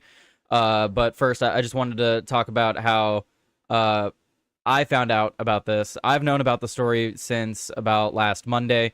I received an email from a school that I went to last year, and there was a reporter trying to get in contact with me. They ended up finding my school, and they contacted me through them. I reached out to him, called him, and one of the first things he asked me if I had known about Karl J's death. I was not aware of his death at the time. He died back in August, about 3 weeks after our interview. I have the interview linked in both the YouTube and Rumble chat. I highly encourage that everyone go and check that out. It was a really great interview, and it really breaks down his situation and gives you his perspective on things. A lot of the articles, including the article that was released yesterday, does a really well. They do a really good job of breaking down everything that happened. but they obviously didn't get his full side of the story. I feel like they could have talked about his situation a little bit more and some of the claims that he was talking about. But we have the stream. We still have the stream and the interview that he did with me and Joey, giving his side of things and his point of view. But I spoke with this reporter. He asked me some basic questions. He included a few of my comments in the article as well. Yeah, it was. It definitely was one of those things that I was not expecting. I was looking to reach out to Karl soon for a follow-up, and the follow-up found me first, and it was not the follow-up that I hoped for, and it was also unfortunate, not to make it about myself, but I also got other bad news that day. We had a death in the family, followed by another death the next day, on my father's side. But it is what it is, and there's a lot to go into about the story. The reason I didn't bring it up sooner is because I was asked by the reporter who included me in the article. He also included my interview with him. He asked if I would wait till the article came out to talk more in depth about it, and I agreed to do so. So this is the in-depth video. We'll be talking about it today. And just some of the people joining me today. We may have more. I know Joey will be joining us soon, but for now we have Nora and Sean joining us today. What's up, guys? What's up? Good morning. Good morning. Good morning. Right. So this is one of those things that I just don't know how I missed this. And I guess life gets busy, and you don't realize, there's a lot of little things that you have to worry about. There's a lot of stories that we all talk about in the news. Sean, you cover a lot of stuff on your channel. Nora, you talk about a lot of news on here, on Chris's show, on Joey's show. And I feel like there's updates like this to stories like this often, but we just don't see them. You know what I mean? And it's really unfortunate that this is what everything culminated into. I wish he didn't. Because I didn't say it directly, all I said was that he lost his life and then he died. He took his own life.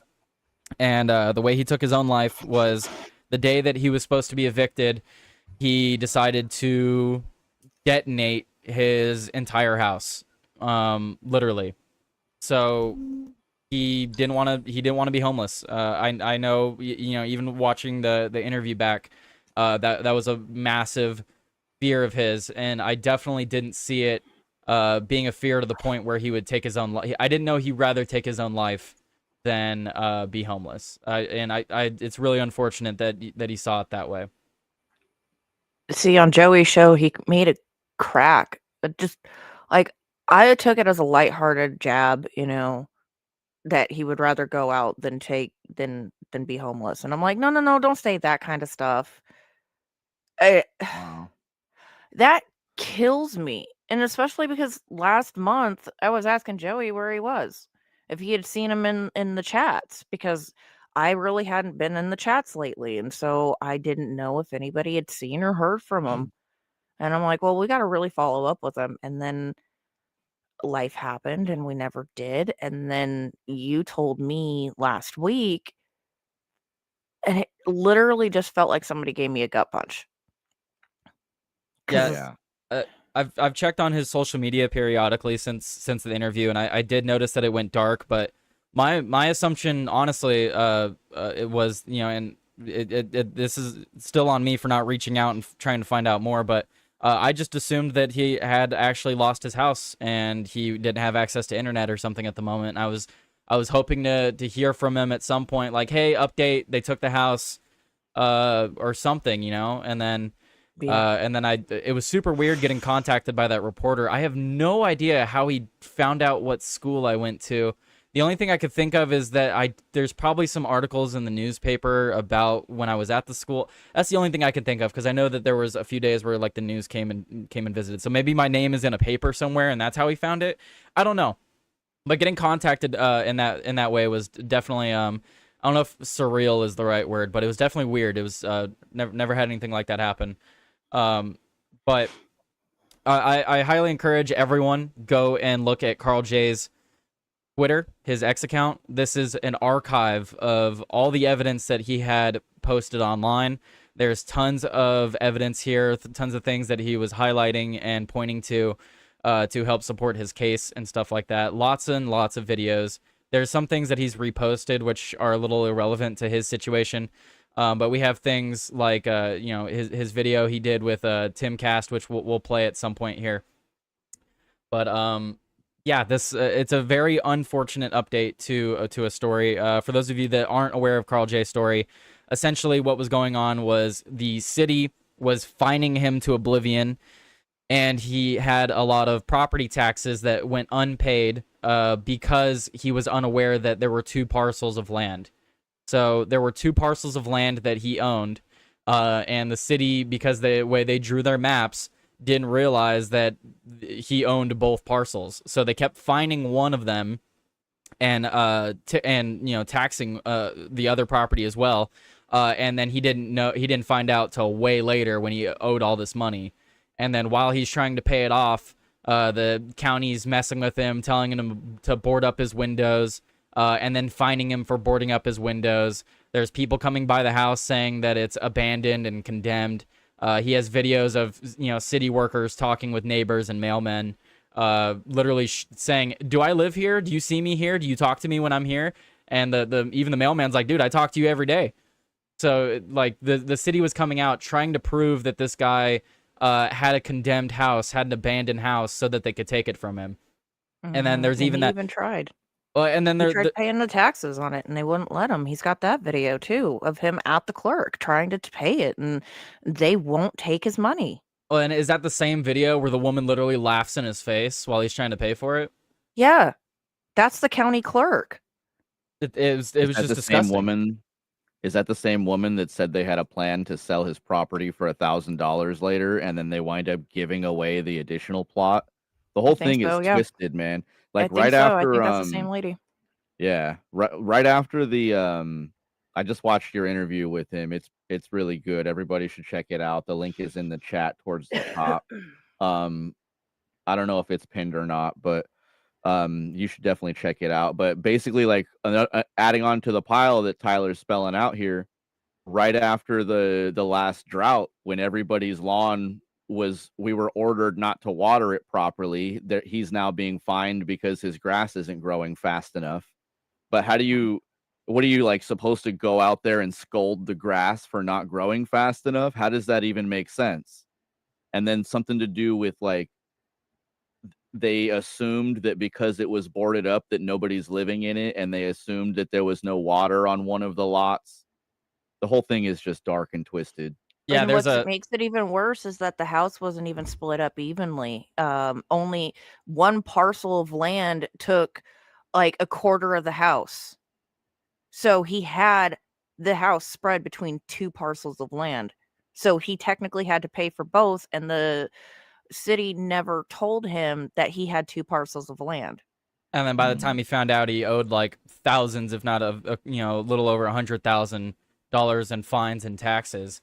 Something yeah, like $4,000 a month, right? Something like that. Something insane like that. Yeah, and then he has another video of a guy that's contracted by the city, or no, it wasn't even a guy contracted by the city. He literally worked for the city, and he's like, "Yeah, I came out to see if the water was turned on for the house, and I saw that it was boarded up, so I just assumed that the water was off."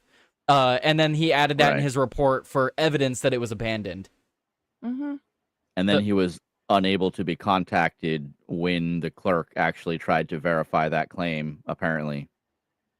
Yeah, the whole thing is just screwy, and I wish things could have been different. I feel like we should before we talk more about this, I think we should get into some of the videos we have of the house and the aftermath.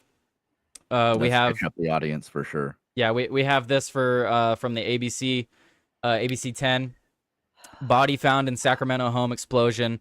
Sacramento Fire Department said at least one person was found inside the home. A neighbor told ABC 10 that the explosion shook doors and broke windows.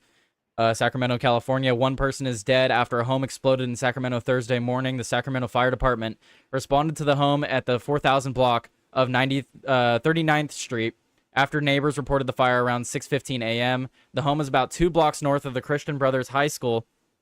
The explosion shook doors, broke windows, and showered a yard with debris, a neighbor told ABC 10. Quote, when they arrived, there were multiple, okay, I don't know why they said it twice, multiple explosions that were happening, as well as an explosion reported prior to their arrival. This is according to the Sacramento Fire Department Captain Justin Sylvia. Once they did arrive, there's some windows that are blown out, so some obvious type of explosion. We're just trying to figure out what caused that explosion. The fire department spokesperson told ABC 10 that a body was recovered from the home. The home was too damaged for fire crews. What was this? It just moved me up for no reason. County District Attorney Ten Ho's promoting his new book, The People versus the Golden. Hello? It just started. I know you guys on the panel couldn't hear it. It just started playing random audio. I just muted the tab. The story will be updated as more information becomes available, but the home was too damaged for the fire crews to attempt to put out. The fire spread to the attic of a neighboring home and another outbuilding. So this is the initial article covering this. We could play the video here as well. Let's play the video here. I know you guys can't hear it. Let me share it to you guys real quick. But yeah, this is the original article that I could find covering this. So let's give it a listen. Tab's muted. We start with breaking news. Police have just started to reopen roadways after a deadly house fire in South Sacramento this morning. We have been covering this story all morning long since 7 a.m. on our ABC 10 Plus streaming show, and Candace Red has been out there all morning. Candace, what can you tell us about what happened exactly?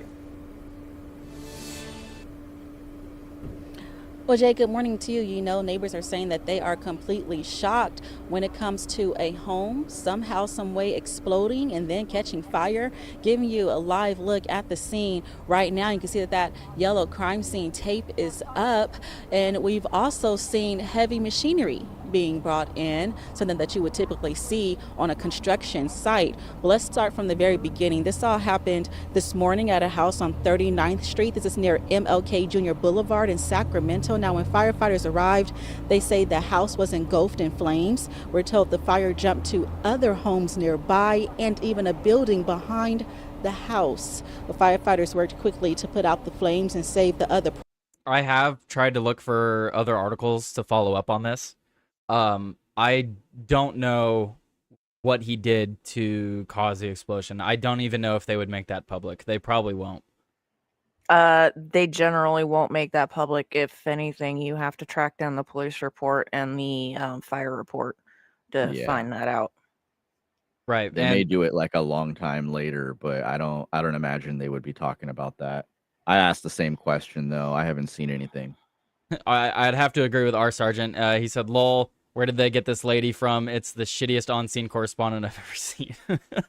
Hey, they all got to start somewhere. They're scraping the bottom of the barrel for talent sometimes, you know? Look. And really, like, almost nobody is covering this at all. So just the fact that somebody was willing to go on scene, I thank her for it.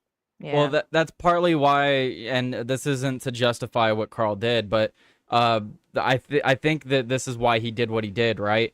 He was trying so hard to get his name out there, to get his story out there.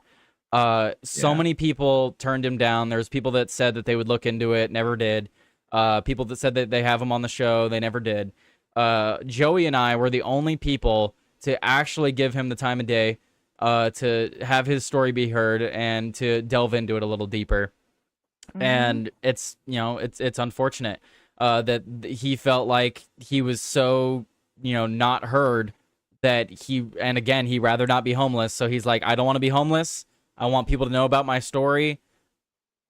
Here's a way to do it. And I get the thinking, but I don't agree with it, if that makes sense. Like I get what his thought process was, but I just wish he thought there was another answer. He gave himself Agreed. the permanent solution, and I'm never okay with that. Agreed.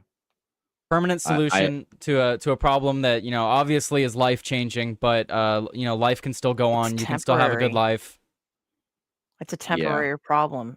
Granted, it's a big problem, and being homeless sucks, but being homeless in California is, there are other places to be homeless that would suck harder. You guys have a lot of beautiful weather most of the time. So being homeless, yes, it sucks. Being an elderly homeless man, yes, absolutely, 120 million percent, it sucks. The fact that they did this to him sucks. I wish that he saw a different outcome than what he gave himself. And it's a kick. It really is. Yeah. All right, we're going to continue with this video. It shows a lot of the debris and aftermath, so I want to play it. Properties, and once the fire was out, fire officials say a body was found towards the front of the house. The victim was pronounced dead at the scene. Again, neighbors told us that they were simply taken by surprise. Usually I come out in the morning, I water my grass, right? So water my grass, went back in to warm up my coffee, was kind of tooling around. Next thing you know, major explosion, man. And it was, blew the hinges off my door, and my wife's like, what was that? We kind of check in, open the door, major fire. I mean, the house is just like totally engulfed. I heard the boom and felt the house shake. So I thought maybe something fell on my tree, on my house, a tree fell on my house and whatnot. So I got out, looked on the front porch, and I saw the smoke. And so I just came down here running to see what's going on, and saw the house engulfed in flames. And I was on the phone with 911 trying to tell them to hurry up, get here. Fire officials say the home is a loss because of the fire and multiple explosions. Other houses were damaged too, from an attic fire to windows being blown out and other issues. The firefighters are focused on putting out any sort of hot spots to prevent another fire from possibly sparking. And again, Jay, still no word on what caused the home to explode and catch fire. Of course, investigators will be looking into it, canvassing the neighborhood and asking people if they saw or heard anything. And Jay, as you mentioned, at one point police closed a section of 14th Street near MLK Jr. Boulevard. The road is now back open, so that is good news for drivers. Coming back out to you live here again, we've been seeing crews. That's the first video. That's the first article. There's another one to follow up with that, but we have Joey joining us now. Hello, Joey. Hey. We were just now covering the article, the initial article with the fire and stuff like that. Can I exit out of this? So this is just from ABC 10 covering that a body was recovered in the Sacramento home. We were just about to move to the next article where they confirm that it was Karl J. His full name is Karl J. Lysinger. He was 62 at the time. So man killed in Sacramento home, explosion identified. Authorities identified Karl J. Lysinger, 62, as the victim of a Sacramento house explosion. It happened on the day he was set to be evicted. The man killed in the house explosion last week in Sacramento has been identified as 62-year-old Karl J. Lysinger. Let me stop screen sharing. There we go. The explosion tore through the home around 6:15. It says p.m. I think they mean a.m. On the 4000 block of 39th Street, about 2 blocks north of the Christian Brothers High School. The explosion happened just minutes after an eviction order of the property went into effect at 6 a.m. Yeah, so that's clearly a typo. They meant 6 a.m. So the order went into effect at 6 in the morning, and the house exploded about 15 minutes later. According to the Sacramento County Sheriff's Office, records indicate that the home also had a history of code enforcement issues spanning decades. He was kind of a reclusive and stuff, and we think he might have did it himself. Neighbor Gary Hill told ABC 10 last week across the street from the property. The Sacramento Fire Department said neighbors first reported the fire, and when the crews arrived, multiple explosions were still happening. There's some windows that are blown out, so obvious some type of explosion. We're just trying to figure out what caused that explosion. Justin Sylvia, the morning of the explosion. Neighbors told ABC 10 that the blast shook doors, broke windows, and sent debris across yards. The cause of the explosion is still under investigation. New at 6. What is now to a disturbing problem in the Delta? Why does it keep doing that? It keeps trying to play some like sports video. I don't even know. But yeah, for those of you asking in the chat, again, I'll say go and check out the interview that I have linked in the chat. It's pinned on both YouTube and Rumble. If not, you can just go and look it up on YouTube. Here's the title here. I'm expecting eviction any day now. Retired CA man is having his house stolen by his local government. This is the interview that I did with Karl J. Joey also did an interview. I've retweeted it on X because it was one of the things Karl J shared before his passing, and it's unfortunate. Let's see, Joey, do you have anything that you want to add before we move on to the official article? It's extremely unfortunate it had to get to that point, and it shouldn't have gotten to that point. In my opinion, he was in contact with multiple people, and as he told us, multiple people just basically stopped talking to him after a certain point. So clearly, people thought he was crazy or vying for attention, and now they see he's not. So I wonder if that's going to make people think again before they assume what somebody is doing. Mm-hmm. Yeah. Well, it's like the example I gave yesterday. A total complete stranger comes to your door and asks to borrow your phone. What do? Do you allow the person to use the phone, or do you just, close the door in front of their face? And a lot of people close the door in his face. There were a couple of people, you and Joey, who gave him the phone. Yeah, but he claimed to have the documents, so he said, show us everything, and he did, and people still. You guys gave him the time of day when other people didn't. And people still didn't believe him, though. I mean, we saw it like in my chat. There was a couple of people that didn't believe him. They're like, "You got to go to the police," and it's like, dude, the local government is taking his fucking house. What do you think the police are going to do? Yeah, the police are supposed to uphold the Constitution, right? And what happened during COVID, right? COVID's the perfect example. When they were trampling over everyone's rights, forcing them to stay inside, forcing them to wear a mask, all kinds of things, especially in a place like California. What are you're gonna go to the cops?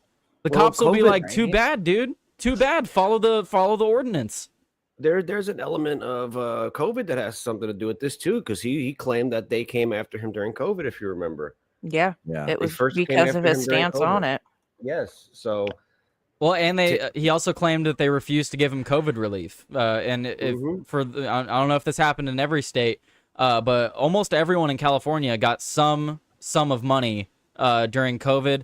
And even besides that, there was also some rent relief, mortgage relief. There was a lot of things during COVID to help people, get along while they shut everything down. And he started getting fines and stuff like that after they went around and they were checking properties and they saw his truck. And they didn't like the sticker or something that he had on there. There was something that they didn't like on his truck, and then he felt like they started targeting him after that. Started accusing him of listening to Rush Limbaugh and called him alt-right. Mm-hmm. Yeah, that was one of the first people that one of the first people from the city that came to check things out, because the city's map apparently was wrong.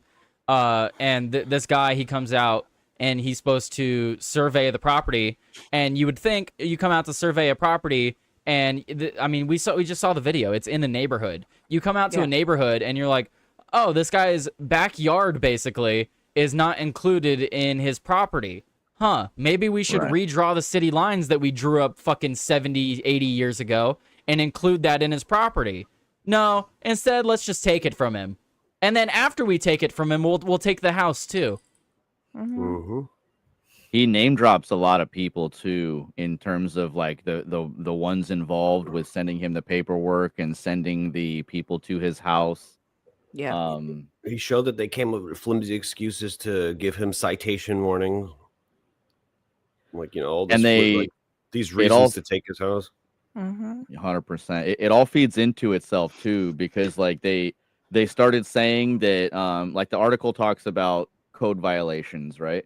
But the code violations are sort of compounding on some of the things that he was told to do. And when he was told to board up his house, I didn't catch why they told him to do that, like for what purpose. That maybe there was a broken window or something. But they told him to board up the house, and then they used the boarding up of the window or the house to justify not giving him the COVID relief and to not knock on the door because clearly nobody lives there. It's like they backed him into a corner where they could check all the boxes on the paperwork. And I'm I don't know. I don't want to like make an accusation here in any kind of way, right? I kind of do, but I don't. I want to be professional about it. He was a guy that did his own like refurbishing or whatever you want to call it. He was fixing up trucks, right? And one of his trucks he was fixing up, it had stalled on him while he's trying to drive it. And he gets out of the vehicle and starts working on it. And somebody doing double the speed limit slams into his truck and basically like pushes it and crushes his leg. Yep. And then he's now being denied. Like he got basically mocked because he's like, you ran yourself over. Like, okay, so now I'm like, who actually hit him? Is that person also involved with this? That's where my head goes. There's too many coincidences. Well, Yeah. and then back to the video that we mentioned earlier with the county clerk, he even said, like, guys, I'm trying to pay off all of this stuff that he flat out says it. I didn't even know that these were fines or taxes that I owed. I'm trying to get it figured out. I'm trying to pay for it. He's talking about he's talking to the county clerk about these issues. He's like, I recently got ran over and I've been having to deal with that while you guys are trying to take my house. And the clerk is just laughing at him. It's insane. And it is why would I give you the time to figure out your paperwork and gather the evidence? I'm going to take your house effectively is what she said. Well, and you mentioned it earlier. She outright says to Karl on video, she knows she's being recorded. She doesn't care because she doesn't think anything's going to happen. Nothing will probably happen to her. She outright says, we're going to put it up for auction. And if no one buys it, no bidders bid on it, then we will sell it again next year for $1,000. $1,000. Yep. We should play that video if you have it, because that's like, don't get me wrong, I'm not I'll be right denying back. anything, but that sounds hard to believe to the random audience member, you know? Yeah, That's let's see if I could find it. He's I think got a the lot of whole- clips. The Yeah, he does. whole scenario sounded unbelievable to the average audience listener, and it sounded unbelievable to people that are literally in the zeitgeist claiming on their shows that the government will do this to you one day. They keep saying Yeah, that but we're what- heading towards communism, and then when we give them examples about how we're basically heading towards communism, they ignore it. right. Okay, I have it right here. Beautiful. So Nora dropped out for a minute. Okay. She said she'll be right back. Okay, that's fine. Well, you don't really need any visuals for this. It's mostly just the audio. But here you guys go. If a court finds, I said it's highly unlikely somebody will bid on it. okay, So you're talking to the county clerk about them stealing your house and trying to auction it off. And then one of the first things she says in the video is, well, there probably won't even be any bidders. This is California, where houses go for $300,000, $400,000, $500,000, $600,000 in some of the like most low income areas. You don't think someone's gonna come bid on a house and try to like get that for way under? Right. but what if somebody does? Then what? And here's the whole thing, is that you just admitted that it's highly unlikely, and it probably is. Because Possible. they're going to have to come in there and cut the house. No, they're not. We put a disclaimer on that the house overlaps the other parcel, which is why I don't think anybody will bid on it. But it is a possibility. Right. But if that's the case, then why don't you just take it off and allow me to get the proof? They openly admit that his house is on the second parcel. So why isn't it his? If the second parcel of land has a house on it that's his house, why is it that it's separate from his original property, and why have they been taxing it and fining it to oblivion? Right. Why did they allow somebody approved of the contractor's plan to build that house across plot lines? Why is that why was that allowed and then later on used as a weapon against the man? It honestly sounds like them trying to take that 175-year-old farm. It sounds exactly like FEMA not coming to people that had MAGA signs in their front yard. It all sounds like this massive plan to just uproot everything that's good in this country. Yeah, the Bundy Ranch comes to mind as well. Yeah. There's a few examples like this, and you know, not all of them wind up being quite so explosively violent, but some of them do, and when they do, the government hides it. Well, it's just like this situation. The only reason that I know about this story at this point is because a local news reporter reached out to me and he was doing a deeper dive on the story. Like, and that's when you told me about this, I was, and then like we read through it together, you know, and then you're like, this happened 2 months ago. The day you sent it to me, and I was like, oh, this is brand new. I'm just reading the article. I didn't even check the date line. And you said that, I was like, no fucking way. And I scrolled up immediately, and it just rocked my world. I said this yesterday, but I'm like an hour and a half at most away from this guy, and it's not in my local news. Why is a house being exploded by somebody who is being attacked by the local government not in my news? Because they're going to hide it. Yep. It should be in my news. And I'm like, what, do I need to like start a newspaper? Like, how do you start a newspaper? Now that's where my head's at right now. Because clearly my newspaper doesn't give a shit about actually what's happening in the world around you. Well, why do you think Break the Chains does what he does? It's because he's so sick and tired of his local media not covering actual real stories. Yeah. That's why Tyler started doing this, because he's tired of people not covering real news stories. Yeah. Things like this keep slipping. Yeah, that's why I do the stuff that I do too. But it's like, okay, now I need to come up with something that's not just addressing large scale national stuff, like worldwide paradigm stuff, and I need to start covering local news. Apparently, somebody's got to. This happened 2 months ago, and we didn't find out about it till last week. So clearly, even after the fact, it wasn't on anybody's radar. I searched yesterday, like, you know, you'll do the quotations parameter to specifically name something. I put the name of my most prominent local newspaper in quotes, and then I typed in Sacramento house exploded, and it's giving me North Carolina news about a judge. And it's like, I scrolled 2 pages, it's not there. I mean, it just makes you wonder, you know, why isn't this being covered more? Why is it that a local news reporter 2.5 months later decides to start looking into it? Why is no one asking questions about why this guy literally killed himself and blew up his house to the point where you could see it in the pictures I used for the thumbnail. The house is gone. He flattened the house with whatever he did. Oh, yeah, he moved it off the foundation. Like, I started looking at those pictures a little bit. I'm not going to say exactly how he did it, but I definitely have ideas of how he did it. And based on the explosion, yeah, I can. Yep, he moved that shit off the foundation. They're not going to and no one be asked able to questions save- why he would do that. No, and they're not going to be able to save that. There is nothing there. They are going to have to completely remove the foundation. They are going to have to completely redo every pipe and everything.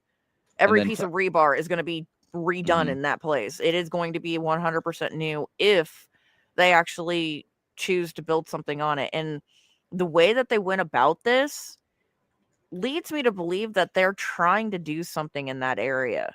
Like, how much of a development is going into that area? What exactly is going on? Are they trying to put more low-income housing in there? Are they trying to build a supermarket? Are they trying to put a highway there? What is going on? Why are they doing this? Because they only do this when your property is in their way.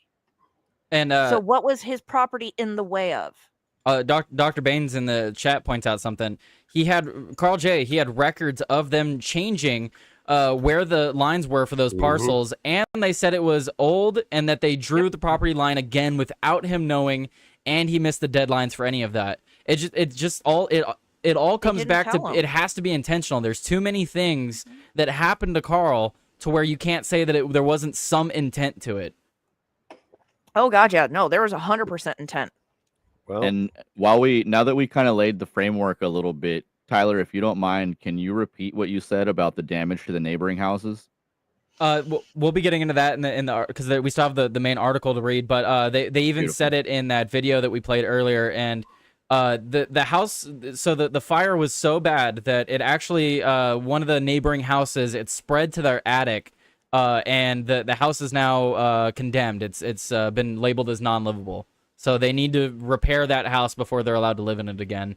And then obviously it shattered windows. There was a neighbor that said that his door almost came off the hinges. Like, this was a massive, not just one explosion. I mean, even the fire captain said that there was an explosion prior to them arriving and still explosions going on while they were trying to put it out.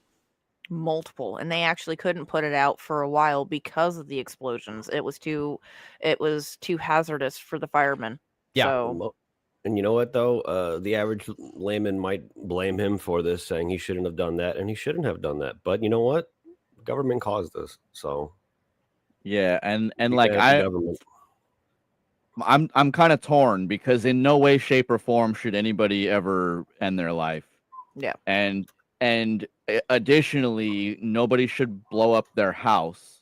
Nobody should destroy their property. Technically, I think that day was the day he was going to be evicted, so you might have... It was 15 minutes after the eviction order went into place. Yeah, went into effect. So, yeah, so you know, some people might argue it's not his anymore. He didn't blow up his house. I don't really care for that. But what I'm saying is, when you back a man into a corner and he doesn't see any way out, what do you want him to do? I'm not condoning it. Nobody should do it.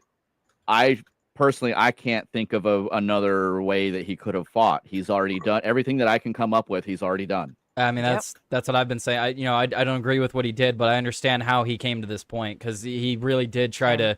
He tried to get this story out to people. He tried to get help from people. He even said it on my show. He may have said it on Joey's as well, but he reached out to local news reporters. He reached out to lawyers. He reached out to the police department even. He reached out to his tribe. He reached out to so many different outlets to try and get help, and he was either ignored, pushed to the side, or just, they said they couldn't help him. Like, he tried. He really did try. And I think that the rest of this clip is important to play, so let's play the rest of this, because this has to be sitting in the back of his mind when he's doing this clip.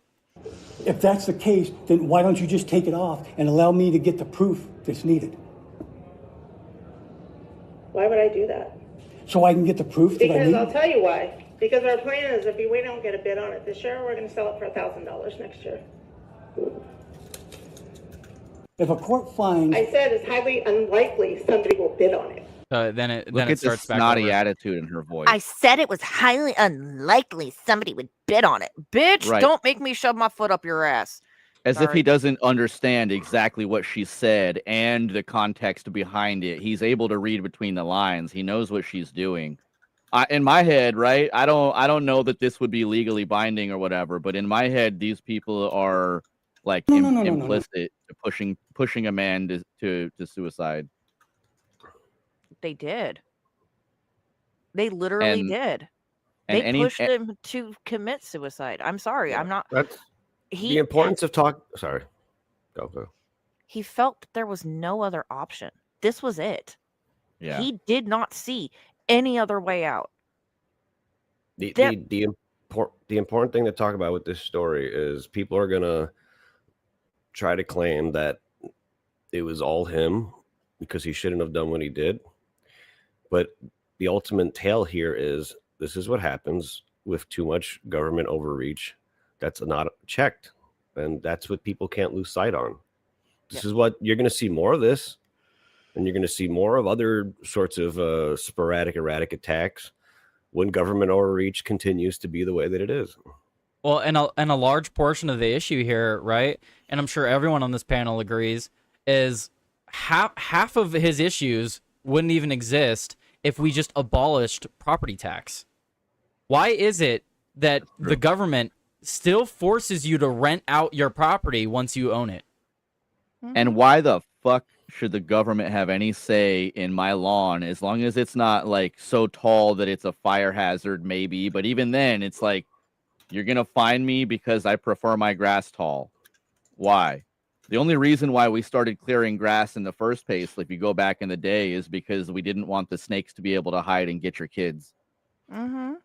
Which is still a problem in California. I mean, I'm sure you know that, Sean. But yeah, oh yeah. We got a lot of snakes here. Yeah,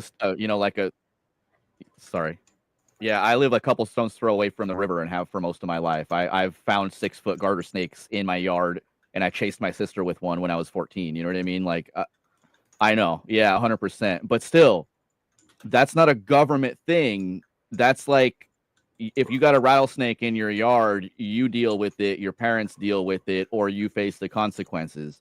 And if somebody else is in my yard and gets bit by a snake that's in my yard, why are you in my yard? Get off my lawn. Well, that goes back to the nanny state that so many people are begging for at this point. Why is it that the government's involved in a situation like that? Why is it that the government's involved in how close my tree leaves hang over to the sidewalk? Why is it that they're involved in how tall my grass is? Why is it that they're involved in all these things? There's currently a law that they're trying to pass in California, Sean, that for shorter people, you have to they're going to require that shorter people be in car seats in California. What? Well, and okay, any so age, any age. Okay. Define shorter. Are we talking like 3'2"? Okay, so I have a friend who is That's silly anyway. 4'11". No, I actually have a friend who is 4'11", and she weighs 100 pounds dripping wet on a good day. In order for her to drive, her husband had to take 3 yellow pages, duct tape them together, and then duct tape a pillow on top of it so she could sit up and see over the steering wheel. So I am okay with that. If you are a certain weight This and is a for certain passengers, height, though, Nora. you need a booster. This is for passengers. I'm not okay with the passenger. Okay, well, I can understand the passenger because of the seatbelt. I was in a car accident when I was a kid, and I had really bad whiplash because of the seatbelt coming up and cracking me on the neck. So Yeah, but I don't even agree with seatbelt laws. Like if I choose not to wear a seatbelt, that's my choice. Right. Yeah. And Nora, like, I understand the sentiment that you're coming from, but the way that I'm looking at it is like, you can't protect someone from themselves. No. For very long. You can't. No, Well, you you can't know? fix stupid. I know that.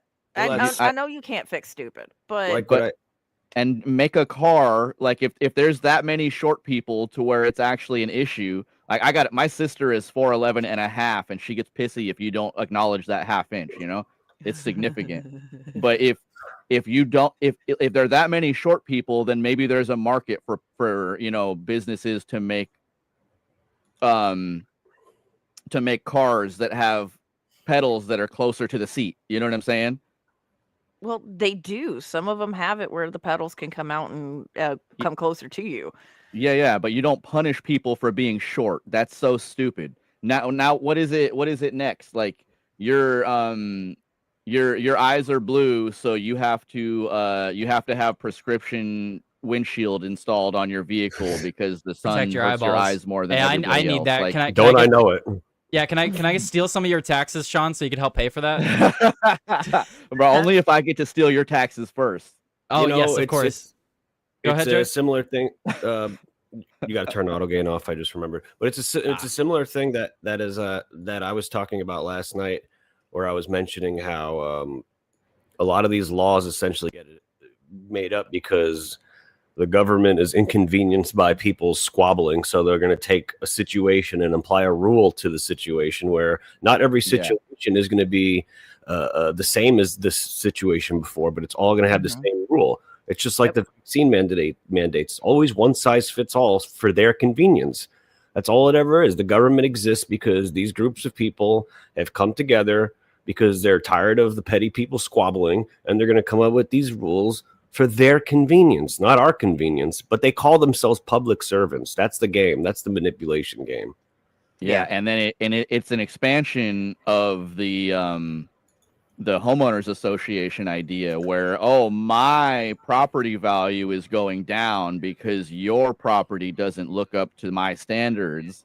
Therefore, you have to abide by my standards or you get punished and your house gets taken away. Precisely.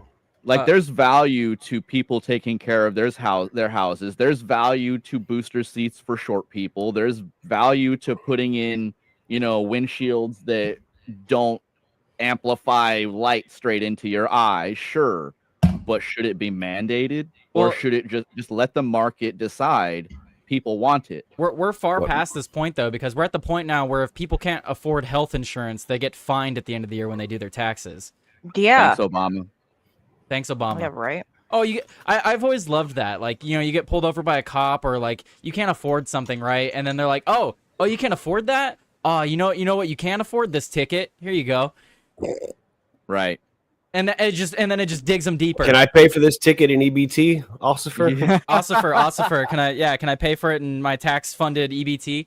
Honestly, I would be more okay with that than them buying sugary sodas and shit. Like, look, don't get me wrong, I love my sodas, but if I was on Snap, I'm not buying soda. Like, I'm buying water and fucking like actual food. Yeah, dude, water's more expensive than soda half the time. Jesus, you're right. Maybe where you live, not for me. I can get a case of 40 for like $4.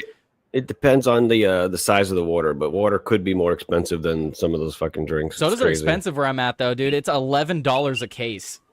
Jesus. Yeah, so water's far cheaper, at least where I'm at. Inflation in the last 20 years, man, is crazy, man. Sodas used to be half that. Sodas used to be half that price. Yeah, so did water, and you get the cheap water. You know, it was like $2 to $4 a case, and now the cheap water is like $6 a case, and then you want the actual good water, and it's like $10 a case. Our sergeant tells you to put a spigot on a glacier or something. You still got to worry about, you know, microbes and shit like that. So put it in a bucket and then get a water filter. Boil it, filter it. You can get this. Come on. In California, the America first, make American sodas affordable again. Right? What is that? Massa? Massa. Oh, Massa. Massa. I'm all for Massa. The way that sodas work in California, especially, and if this is you two in the chat, let us know. Also, you, Nora, Joey, if this is true for you, I'm not sure Joey can hear me. He just walked away. But in California, when you buy a can or a bottle, they upcharge you like the cost that you would get refunded if you recycle your bottles or your cans. So you're actually not theoretically supposed to get it back. Right. But the point is that the point I'm trying to make is that you used to be rewarded for it. Now you're punished for not. Mm-hmm. And I have a buddy that rolls right back into the nanny state stuff, dude. We're at the point now where like they punish you for not doing the good thing. Yeah. Right. And it's so bad. Like I have a buddy that works for a drink distribution company, right? I'm not going to name it, but they have, and this is kind of hilarious in a way, some of it anyway. He's been injured and he's on like minor duty stuff. But what they have him doing right now, and I'm not joking, I'm looking you straight in the eye. They have him spending 8 hours a day dumping Prime, the sports drink, down the drain because it's recalled and nobody will buy it. And they're not allowed to recycle those bottles because nobody paid the California CRV, the cash refund value. We got a Rumble rant from Fishy. He said, well water with a UV plus super fine filter system plus salt tank. That's what he recommends. Yeah, and I mean, you can use ash with sand, like the carbon itself is a carbon filter. If you take the ash, you take the charcoal. Yeah, just put the fire out, spray it with water, put the fire out and crush it, and you got yourself a charcoal filter. And then layer that shit with sand. You'll get almost everything out. Everything is a scam. I want to get crazy. back. I want to get back to Karl's story. We have another clip from the county clerk that everyone loves. So let's listen to more of her. No. What I'm telling you is that when they add all these fines in, it adds so much to it that I can't afford it. You look at the history and you see year after year after year after year after year, I've been paying in lump sum when it comes due. And there's never been a problem. It's never been shut off. Then all of a sudden, they shut it off and start fining me. And they fine me so much that I can't afford it. Excessive fines, I etc. came in 2017 and paid off $13,000. But there you go. Then that year you got a default again. No. Okay, that's but it went right back to the same pattern. And that's the whole thing is I've been doing my... No. Right, and like Sean just said, that's the whole thing right there. He was paying it off, but then they would just ignore it and continue to fine him for things that weren't actual issues. They came up with an issue, find it. Go ahead. They came up with an issue, find it like it was his issue, and when he's like, "It's not my issue," then they just ignored it. This is what they can do to you. So people hear stories like this and they go, "Oh, if that was actually happening, it would be on the news." No, it won't. They No, it keep won't. it from the nose. They keep it because they don't want people to know that this is going on. They want you to Ridiculous. be willfully ignorant. They don't want you to know that this can and will happen to you. This listen, this has to be we can't memory hold this because everyone wants to talk about, oh, well, you know, the right would beat the left in a civil war, and it's like, no, not when they ignore shit like this happening. Yeah, well, They won't. if you're a court crushed finds- to the point where you can't actually participate in said civil war, then you know the odds have been skewed. How are you going to win a civil war when you're not even going to believe people on your own side about something like this happening? You know, if this was a leftist and this was happening in a Republican state, they would be rallying the next day. So not even trying to do this as a shameless plug, but you guys are recognizing right now, hopefully in the audience, that your local news is not going to cover it when your government screws you over. So Tyler, or if they Joey, do, and I, or if they do, they'll only give the government's side of the story. Right. So make Tyler famous. Make it so that he can afford to pay all of his bills using the process of bringing real news to you. Make Joey famous. Make it so that make me famous. Make it so that us sharing real news to you, bringing you actual information and explaining it in a way with no propaganda spin can pay our bills, please, because this is important. This is what we have, and you know, we have set out to do, but we all got stuff, we all got responsibilities we have to take care of, and the more we get for this stuff, the more time we can put into it. It would be nice to hire a crew. Like, it would be nice if, you know, let's say instead of clips, like somebody else could be paid to do the clips instead of asking for volunteers or us putting in, you know, 30-40 hours a week and not having a real check from it. This is important stuff, and the world will crush you if you don't if you don't back up behind this stuff. You don't support the stuff that is trying to back you up. You know what? It's like Savannah Hernandez, who started in InfoWars. It's like all she needs is a person to hold the camera, and she'll conduct interviews.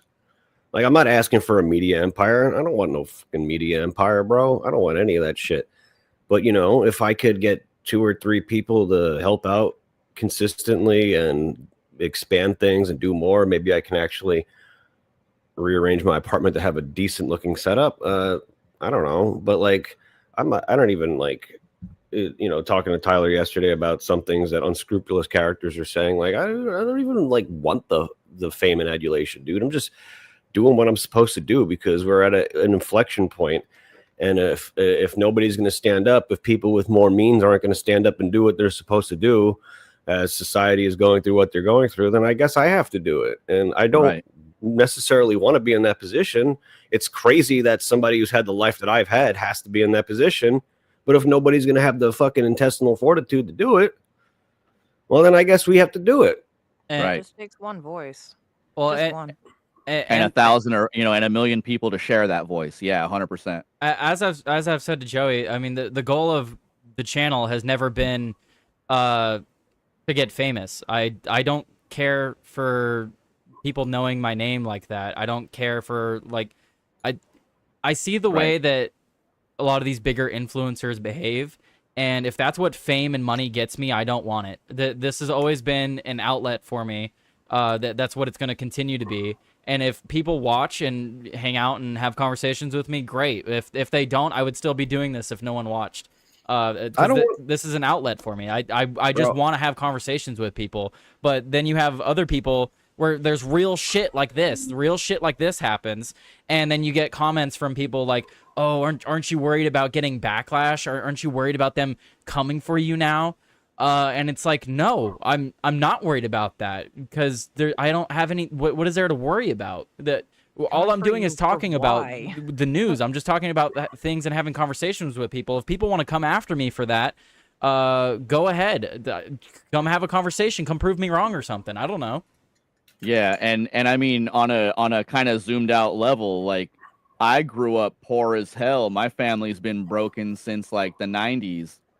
they've been coming at me my entire life.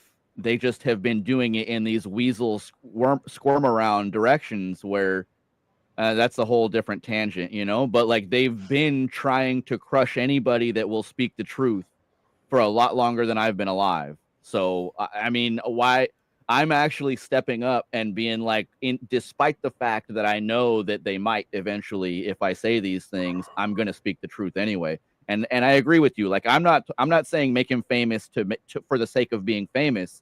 I'm saying make these things be heard. And These the way stories that should you be do heard, that, yeah. right. And the way that you do that is for these videos to go viral and whatnot. So like the fame is kind of like a unfortunate byproduct in my eyes. You know what I mean? Yeah. I don't desire that level of fame. It would be torture trying to play basketball at the park if everybody knew who I was, other than, you know, what half the people I play basketball with. But it just Everyone knows who Joey Cannoli is. I heard you're in an article today, Joey. Oh, what wonderful. How wonderful. I can't wait for my mom to find that one. Oh. Find an article about how you interviewed a guy who ended up blowing up his house. Yeah, that see, just saying it like that would. Oh yeah, no, she wouldn't take that very kindly. No, that's why I don't like to. I don't want them to know what I'm doing.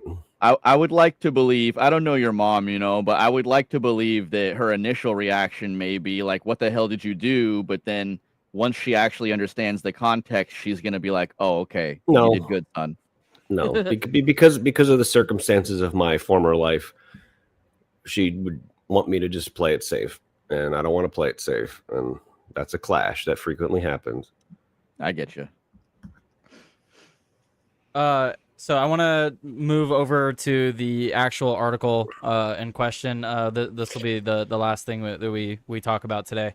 It is a little bit of a longer article, so we'll try to get through most of it at least. But it talks about Karl's life and things that led up to the moment. What I will say about this article is that it's not painting the full picture. This more so paints the picture of who Karl was, some of his family life, and the view of the situation from the government's lens. So basically, this is the story of what the government viewed happened. But I'm being generous to the reporter here, but he did leave out almost all of the claims that Karl makes on his ex and on the interviews that Joey and I did. However, the article doesn't necessarily need to include that because it does link to both Joey and I's interview. So you know what we should do, Tyler? I don't know how we'll be able to do this, but we should try to get him on. The reporter. Yeah. Mm-hmm. Oh. I mean, I have his number. I want to know why he wrote it from the angle that he wrote it, because there were some things. We don't need to grill him on it either. Just No. yeah. I'm not gonna. I didn't say we weren't. I'm just saying. Sad. I have questions on why he chose to write in the tone of voice that he did and what led him to those conclusions to write in that tone of voice to begin with, because every interaction that I ever had with Karl doesn't lead me to feel the way that he was alluding to in the article. And it did upset me in a little bit. Facts don't care about feelings. I get that. But at the same time, when you're painting somebody's life and you're purposely picking every single negative thing that's ever happened in somebody and you're throwing it in an article, especially after they're dead, I think it's a little tactless. But again, that's me. I do agree with Nora to an extent, but I also do appreciate that he like I said, he in the article he recommends that people go and watch the interview that he did with me. So Karl can speak for himself in that regard at least, even though he's no longer with us. So I do recommend that everyone go and watch that interview. I feel as though it would give you a lot more context for this stream as well. Yeah. Tyler's is more X's and O's, and I was kind of just letting him vent his frustrations, basically. Like both excellent though. They're both excellent to get more information about his situation. If this is E Hollywood True Stories, it'd be part 1 and part 2. Right.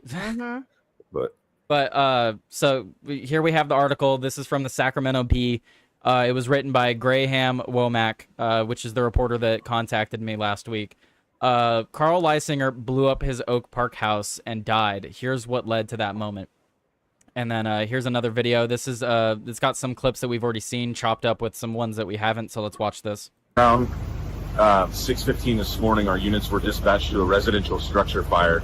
At that point, there was multiple explosions that were being heard throughout the time of dispatch, and once our units arrived on scene.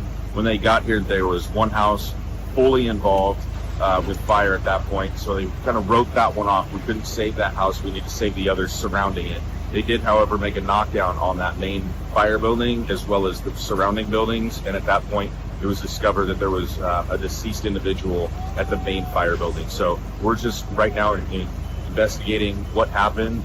We're just trying to get everyone kind of out of the area so we can slow this scene down, make sure the fire's out, and then do a full investigation. We were on the next street, and my children were in the shower, and everything just fell off the counter, and we just heard like a big old boom, and everybody came outside, and then you just see a bunch of smoke, everything flying in the air. So it was pretty scary. I'm not sure like what caused it, but I just know that like when the whole house shook, I came outside and I just seen that like that there was smoke in the air, everything flying in the air from the house on fire, and the house is gone. It's destroyed. And something I want to add here is the whole part of the main issue here is that the county lines that they drew up said that it was on 2 parcels of land. What I want to add is that my grandmother, like, this isn't a massive property. Like, we're not talking about someone who has multiple acres of land. We're literally talking about a neighborhood house with, like, it's not that big of plots of land is what I'm saying. Like, the plot, like, basically, his house is as big as mine. Like, and that's like if they claimed that, a majority of my backyard was no longer ours. And the reason I bring up my grandmother is my grandmother, her property is probably like 10 times as big as this. And I couldn't imagine someone coming in and being like, hey, you know that property you own? I guess you don't. We've been fining it and taxing it to oblivion without your knowledge. Yeah. It's ridiculous. Because we're not even talking about like a massive property. We're not talking about some like farmland in the middle of nowhere that wasn't fenced off. We're literally talking about this dude who lives in between a bunch of different houses in a neighborhood, and they just all of a sudden arbitrarily decide, oh yeah, you don't own that parcel. It's ridiculous. Again, I want to know what development is going on in that area because I have questions. It could be as simple as BlackRock wanted it, like. Yeah. And he refused to sell, yeah. And I mean, like, sorry, just real quick, Joey. It's basically eminent domain without the terms so that it'll fly under the radar. Yep. I think the sad reality is that Ian's probably correct in the chat, though. Most people aren't going to care about this, unfortunately. I mean, I responded to him in the chat. I'm sure that there are stories similar to this happening all over the country, and that's part of the reason I wanted to talk about it today. Not only because I interviewed Karl, but I guarantee if you look hard enough, there's similar stories like this that we don't know the full stories of people ending their lives because the government came and took their properties. Over BS fines and property taxes, which property tax, again, should be abolished in all 50 states. I know the federal government can't necessarily do anything because it is a state's power, but if we were ever to amend the Constitution, I would hope that that's included. I know that's a fucking pipe dream, but, a man can dream. But you know what? The federal will decide when they want to interfere with the state constantly, and it's like now they decide, well, can't do it for this one. It's like it's always some sort of cop out. When have they cared about government overreach? They do it all the time. Yeah, laws for me and not for, or laws for thee, but not for me. Yeah, Constitution's Swiss cheese, and they cut holes into it wherever they want. You know what the Constitution's like? It's like one of them John Wick movies or something where he's holding up like one of the guys and using him as a shield, and he just keeps getting shot at, and he's fucking shot full of holes. That's what this shit is like. It's just a dead body with bullet holes in it. Let's be honest. Yeah. And let's play the rest. It's a joke. If you ever hear of politicians invoking the Constitution, they're full of it. They're just. No, it's just a political thing at this point. Just a talking. We don't have any politicians that are constitutionalist at this point. We have a couple that are damn close, Yeah. And I mean, I don't disagree that the way that it's being applied right now is not the way that it's written, but like on a real fundamental level, we should make efforts to go back to it. We should, but how much I don't know how we do that now. How much of this is actually true? Our sergeant says that they're putting in, that he heard that they're putting in a new Indian burial ground. I think He's probably making a joke. I think that's like, well, yeah, because it's like, because well, he is Indian. they already started. They already got the first one there. Yeah, no, I think he's making jokes, and they're also speculating about how the fire could have happened or the explosions could have happened. Well, I have a good feeling on how the fire. There's a few ways it could have been multiple different methods that he used, but again, we don't have to. At the end of the day, that's not the important part. The important part is how we got here, and why he did this. And the important part is that we lost a life because of all this. Yeah. There's a loss of life. Because of things like your grass not growing fast enough. And property taxes. Right, property taxes that were being placed on a parcel that was split unlawfully, maybe legally, but not lawfully. And if you don't understand the difference, DM me. It's important.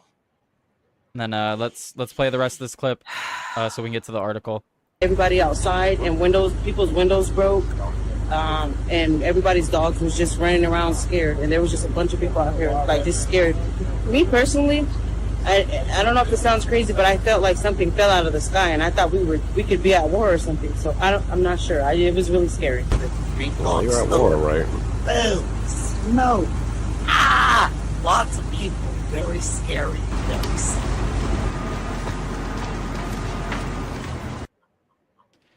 So that's the video that he has highlighted in the article. So the article goes on to say, weeks before he died, Karl Lysinger opened up about why he felt about what he felt he was facing. On July 28th, Lysinger was about 4 months past having his longtime home of 3975 39th Street in Sacramento sold at tax auction by the county. The sale followed several years of Lysinger being cited for code violations by the city and being in default with the county over his property taxes.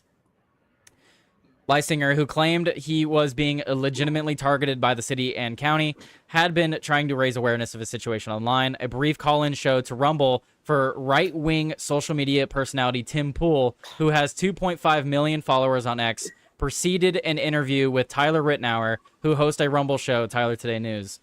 I want everybody to know what happened, Lysinger told Ritenour. The damage to society from me is zero. And that is something that he hits home on in the interview.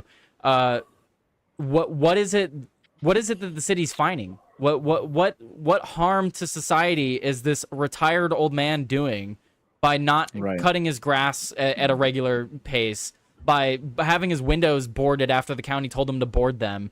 Like, what harm to society is this man causing to the point where you need to remove him from his household?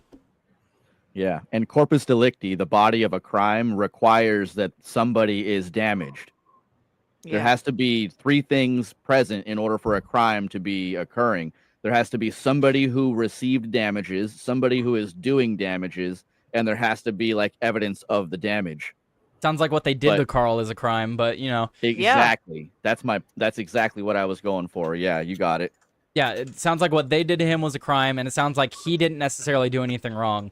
And again, you know, if you don't pay your property taxes, this is what happens. But that's even besides the point. Because how is he supposed to pay for property taxes that he didn't even know he was supposed to pay for until years later? And then now he's trying to make payments on them, and they're literally telling him either that it's not enough or that they won't accept the payment. And before anybody says, how could you not know that you had property taxes, they split his parcel illegally. And they didn't send him the notice that he had two parcels, even though it shares the same address. They did not send him the little slip that you get, depending on the county. They give you a card that says your property value and your taxes due for that year. Some of them are letters. But he never got that. He only got it for one parcel, not two. Yeah, and it's not like he was purposefully avoiding taxes or fines. He was only paying for what he thought he needed to pay. He was unaware of these additional fines and taxes on this supposed other parcel that he owned, when they're literally, his house sits on both plots of land. Like, it should just be considered one property that gets taxed and fined the same as the other one would. But then they split it up and then didn't tell him. and he even said that the property lines weren't even, and like a quarter of the house sat on one property line while the remainder of the house sat on the other. Well, even the county So clerk he had a acknowledged portion it. of his yard and a portion of the house. And we were even saying, well, why don't you live in that portion of the house that they say is yours? Yeah. Right. And then they say, like, that's what that video, that's the main significance of that first clip we played, because they said because the house is partially on that second plot, nobody's probably going to bid on it. But that's why they were going to go sell that plot for $1,000. But then once you have bought a house that has a quarter of somebody else's house on it, that house is partially yours now because it's on your plot of land, and they gave that person the other plot. So whoever that is bought a house for $1,000. Well, actually, it says in the article how much it sold for. $131. Yeah, it does say how much that they auctioned it off for, but again, Karl even mentions it in the interview. There's a house down the street that sold for $450,000. His house got auctioned off for, I believe it was $130,000 or $160,000. I thought it was 131. Something it'll say in the article later on here, but so someone did place quite a high bid on it, but there should have never been an auction. There shouldn't have been an auction. They should have, once the county realized, oh crap, we messed up and we have been taxing and fining this guy on a property he didn't even know that we split, and then they should have just waived all the fines and fees. Like, all right, we'll start anew, wash our hands of this. Our bad. Sorry for the confusion. Instead, they were like, nope, actually, we didn't mess up. The properties are separate, and you owe all of it or we're taking everything. I think the key there is, no, they didn't mess up. This was the strategy. Everything except that last moment. This was intentional. Yeah. Certainly seems that way. So the article reads on here, not once in the 1 hour and 22-minute interview did Lysinger tell Rittenauer he was planning to blow up his house in just over 3 weeks in an explosion that would claim his life. The Sacramento Bee reported at the time that the explosion came on the day, August 21st. The Sacramento County Sheriff's Office was due to evict Lysinger. The Sacramento County coroner has since ruled his death a suicide. There were hints even in late July that not all was well, with Lysinger telling Rittenauer, my mind's actually going crazy because of the stress. Nearly 3 months after Lysinger's death, his story is many things. Unusual, a cautionary tale, and a long case study in what can make a person wind up homeless after having stable housing. But the missed warning signs about his suicide are perhaps the most haunting. Losing his house. For different reasons, Lysinger's story is uncommon, starting with how rarely people in Sacramento County lose their home through tax auction. The county held tax auctions in February and May, with Lysinger's house one of just 7 properties that sold between both auctions this year. The county auctioned 18 properties in 2024. Lysinger, who was 62 when he died, spoke to Rittenauer on July 28th. He said he was facing eviction any day and possibly becoming a homeless senior citizen. This would place him in a sizable cohort locally of the 6,615 people identified as experiencing homelessness without shelter in Sacramento County during the most recent count in 2024. About 1,300 of these people were 55 or older. That's insane. That there's that many older homeless people. Lysinger's, it's a massive problem in California, and it part of the issue there, right, is how many people wouldn't be homeless if we lowered taxes and abolished property tax? How many people wouldn't be homeless if we removed or lowered the minimum wage? How many people would actually be able to afford a home? Right. Yeah. And all these problems are inflicted on by the government, who does things out of the sake of their own convenience. Yeah, and all these different things coincide to culminate in situations like this. Property taxes, raising minimum wage to the point where places fire people, or they don't hire as many people, and then people can't look for jobs anymore. There's so many different stories. I know so many people in California right now struggling to find work because places aren't hiring right now. They're just working with the bare minimum, bare minimum amount of employees that they can to get by. And even then, even if you do get a job, it's probably not going to be full-time here in California. No one wants to hire full-time right now. You know why? Because in California, they require you to give so many different benefits to people that work full-time, like health insurance and all kinds of stuff, which, don't get me wrong, I want health insurance if I'm working full-time. But it makes it to where these companies just don't hire full-time workers. They'll hire you part-time, and then you have to get 2-3 jobs. And if you didn't have forced government mandated health insurance, the health insurance costs wouldn't be as high as they are anyway. That too. It's a problem that keeps begetting itself. So many different Right. issues that circle back onto each other that increase the struggle for everybody. It's all by design. It's all on purpose at the end of the day. Yeah. And what they do domestically is what they do internationally. Cause a problem and need to be the solution. It's what they do all the time. And I They want do to all the highlight time. this here.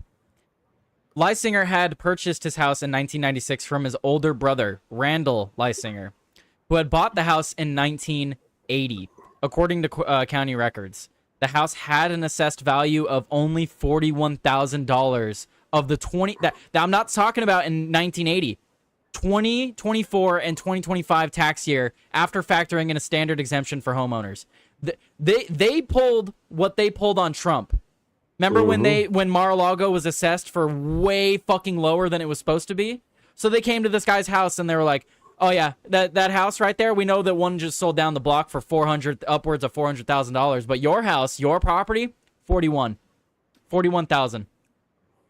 It's all corrupt, man. And then they use that to add towards the fines and the auctioning and stuff like that, because they're selling your house off. So if your house is only worth 41,000, but you owe over $100,000 in fines, guess who still owes over $60,000 after we take your house from you?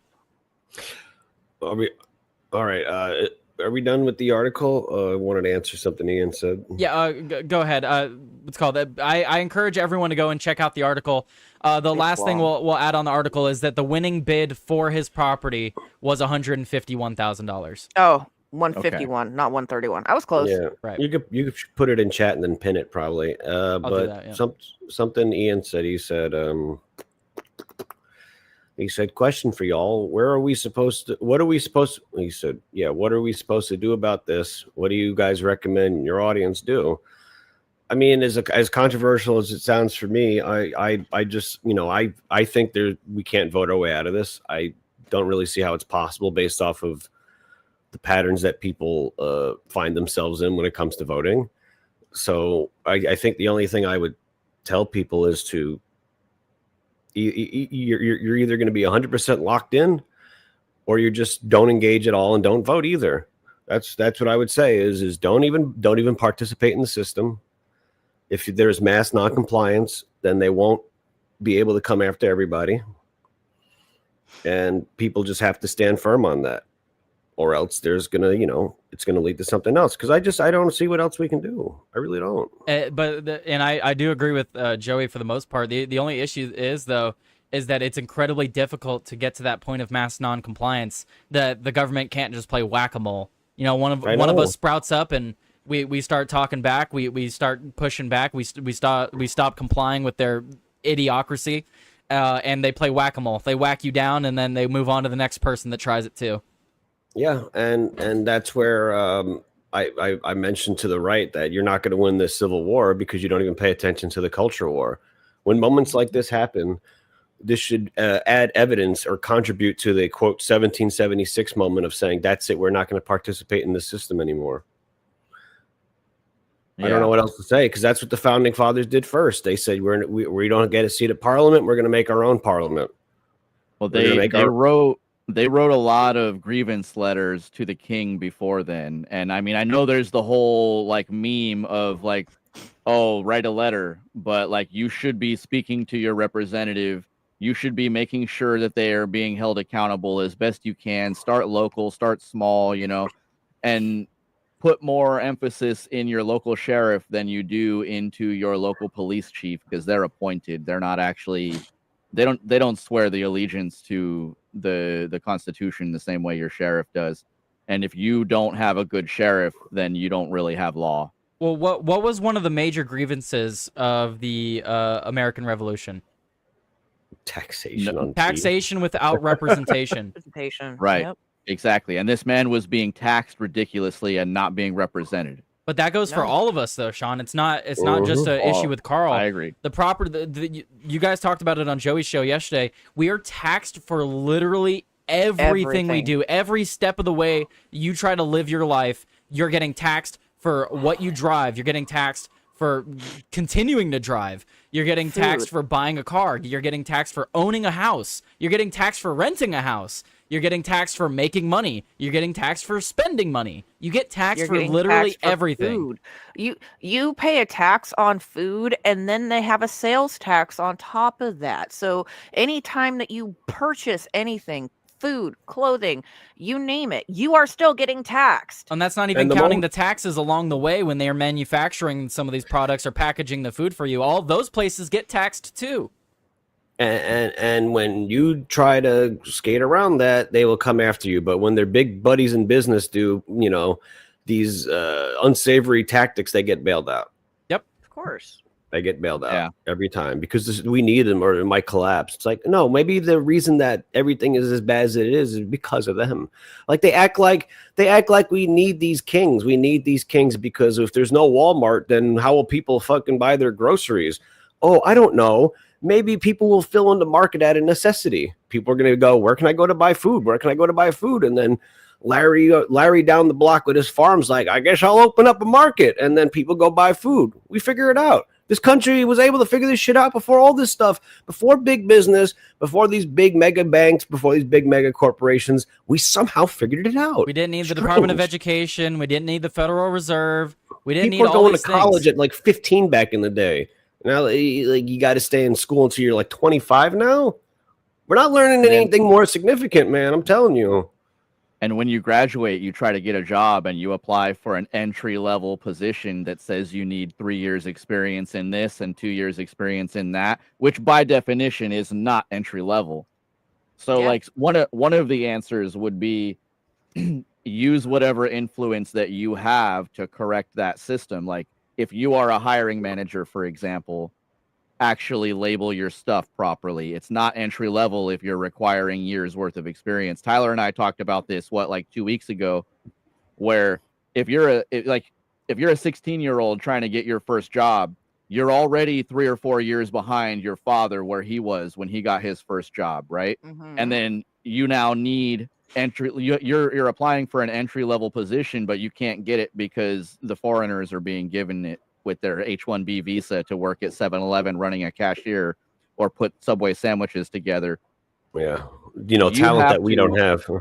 Right, exactly. You have to exercise the authority that you do have. It is not just something that you should do. The Constitution says it's your duty to claim every right and utilize them. And, we as a nation, sorry, just one quick last sentence. We as a nation are grossly lacking in people who are willing to uphold the space and defend the space that they are occupying, protect the space, defend the people around you, stop yes, family first, but stop running from the fight when somebody near you is being attacked. That's kind of what we're trying to do here. We're just small scale. And shout out to Tyler for putting this together. Shout out to Joey for hosting that interview as well. And this is what, Tyler and I did in other places. I mean, I'm not going to hold the line out of if something's wrong, I'm going to point it out. And more people need to be like that. Yeah. It's hard when it's not your space. Far too many people if it is. Far too many people get distracted by just life, and they don't realize, they get stressed out by all these different things. Like right now, a big worry for people is being able to afford things. But instead of looking at the actual reasons they can't afford things, they rather just complain about the wages that they're earning. When we are making more money than any generation ever has before us in this country. But why is that money not going as far as it should? Why is that money not worth what it used to be worth? These people don't look at that stuff, though. All they think about is, bread is $7, $8, $10 now. I need a raise. I need higher wages. They don't think about how taxes affect the procurement of that. They don't think about how trade with other countries might affect that. They don't think about the other outlying circumstances that raises the price on all these things. Just think about how much better off people would be if we removed half of taxes. If we got every tax and we cut it in half. Just think about how much better the country would be right now. so many people would be lifted out of poverty just from that.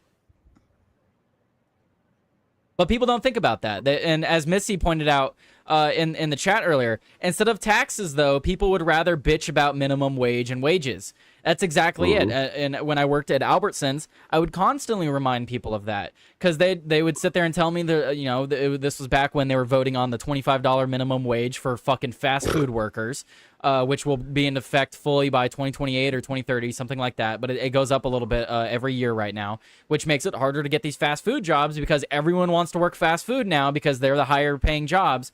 And then it makes everything more expensive. Have fun getting a $20 combo meal at Carl's Jr., guys. Right. And if you have a job and you are $1 or $2 above minimum wage, you're not going to be there for long. Minimum wage will catch up to you, and the business can't afford to give everybody raises across the board.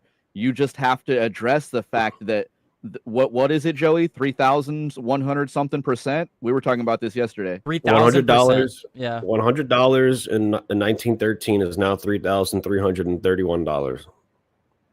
Crazy.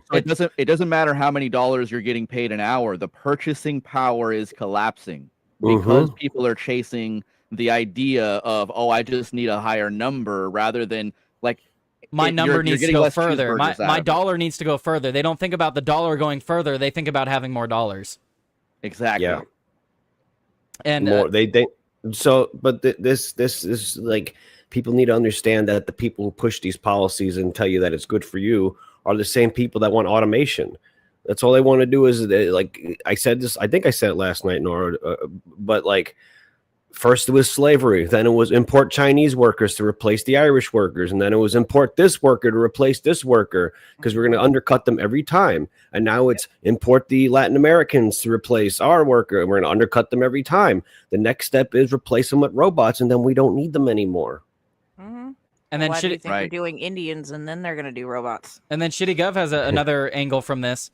All of the raising of the minimum wage in this country has also absolutely destroyed the merit-based wage increases that people have earned. Shitty Gov points out in the chat, mandatory minimum wage effectively wiped out 10 years of me actually earning my raises based on merit. So thanks, you lazy fags, for fucking up my hard work with your brain-dead votes, you effing shithead. Dude, I'd be pissed about that, too. You work at a place for 10+ years and you're earning these raises, and then all of a sudden this fucking 20-year-old comes walking in and he's making the same as much as you're making, even though he started right at the bottom.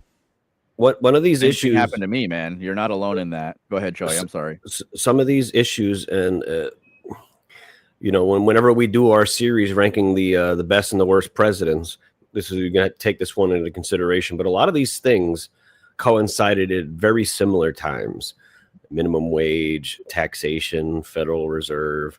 So all these different webs inside the spider web, all these connective tissues all seem to happen around a similar time. And it's all contributing facts, like these child labor laws too. A lot of these jobs that these illegals take are jobs that 15, 16, 17-year-olds should be doing to get work experience, either during the weekends when they're not at school, or at the summertime, or if they choose not to continue with school. Because you know what? You used to be able to actually make it without being in college. And I know it's a TV show, so when I give the example from Mad Men, but like one of the main characters is like, yeah, I didn't get my high school diploma. And like, you could just become a big businessman back then without getting a high school diploma. But nowadays you have to have a diploma for literally anything. Well, and what I point out constantly, Joey, is what happened to schools having all these programs that, for example, a lot of schools don't have auto shop anymore. So learning to work on cars at school. They don't have wood shop anymore, learning how to make things with wood, make a little birdhouse and lock boxes and stuff like that. There used to be schools that taught children welding. How many times have I complained that we need to start implementing trades back into schools? Trades back in schools need to be a mandatory thing across the country. Again. You guys don't get it though, bro. I took one of the last. Go ahead, Joey. Don't get it.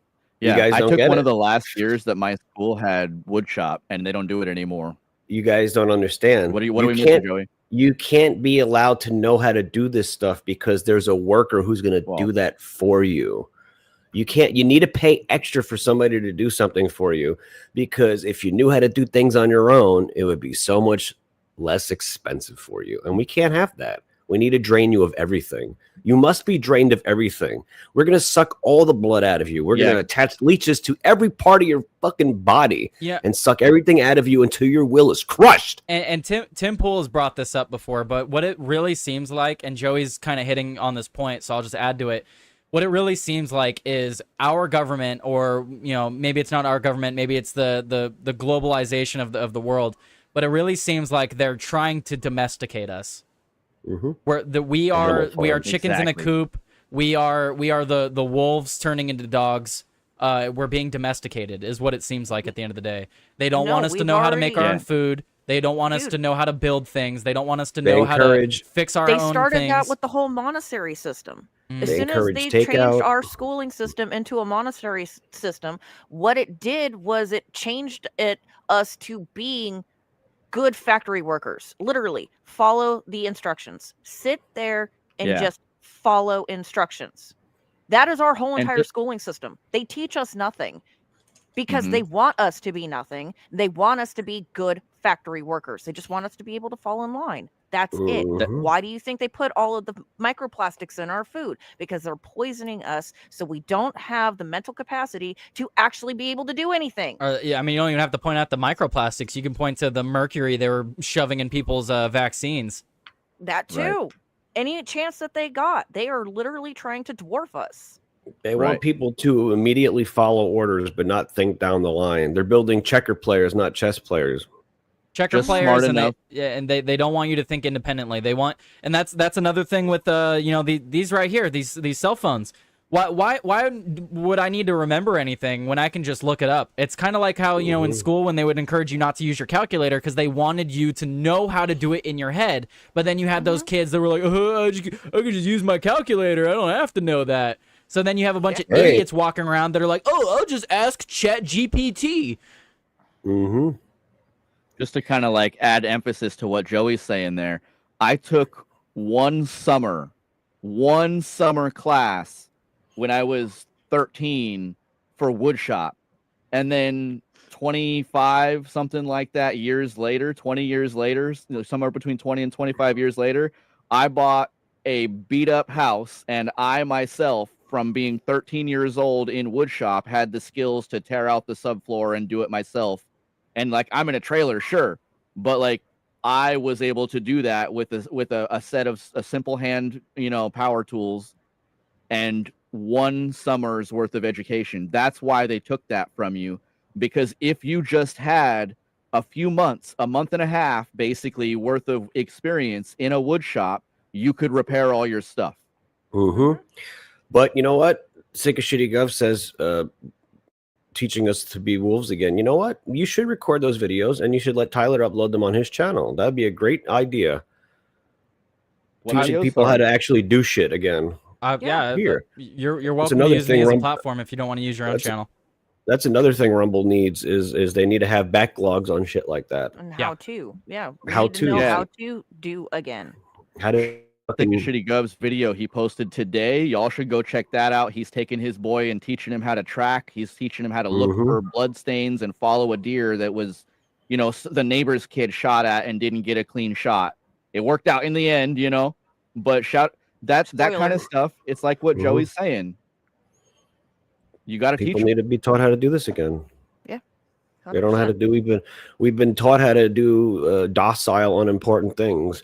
But we need to relearn how to be independent creatures again.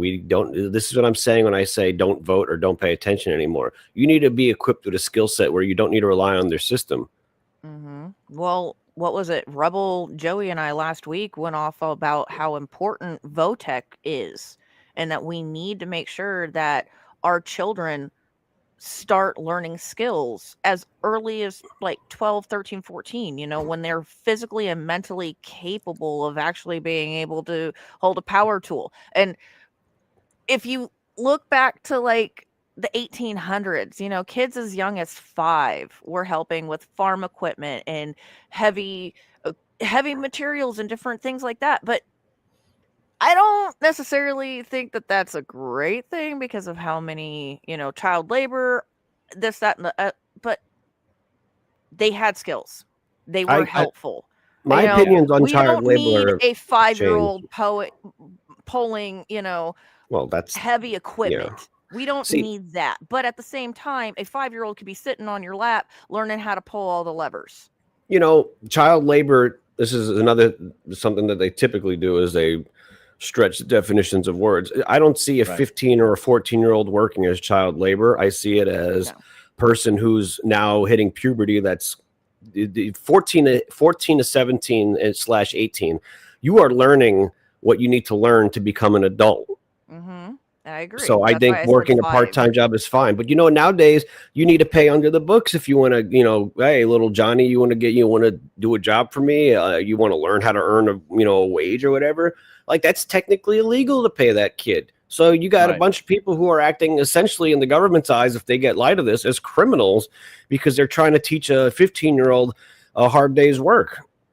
And it applies to minimum wage as well. You are, if you're in a state, I'm going to make up some numbers. I don't know where you live, right? If you're in a state like Tyler was saying, where the minimum wage is now $25 an hour to work, or it will be soon, to work at a fast food restaurant, and you walk up to the manager of that restaurant and you say, I will come clean your floors. It'll take me 20 minutes. I'll do it for $5. I'll do it. And then you go to a bunch of them, right? You have now created a criminal out of that person for agreeing to do that because it's a crime in the state to pay less than minimum wage. Yeah. So you don't have the ability to negotiate your own costs anymore, which used to be fundamentally part of being, a functional human. And I also believe that, like, Nora, I agree with what you're saying. I just, like Joey said, I'm going to draw a slight distinction. Sending your 5-year-old off to work in a factory to mass produce things is not the same as having your 5-year-old, help you stock the shelves in the back of your restaurant. Well, and I fully agree with that. Yeah, That's yeah. why I said, having your 5-year-old sit on your lap and learning how to push the buttons and grabbing the steering wheel is different than putting your 5-year-old in charge of that machine by themselves. And these kids, they're stages. These kids know how to adapt to things very easily. I see how they look when they look at these phones. They know their way around it. So phone is just a higher level of automation than what doing factory work is. So they'll figure that shit out too. You just need to guide them. You can't let, a phone's not going to cut your thumb off, so you need to guide them and they'll figure it out.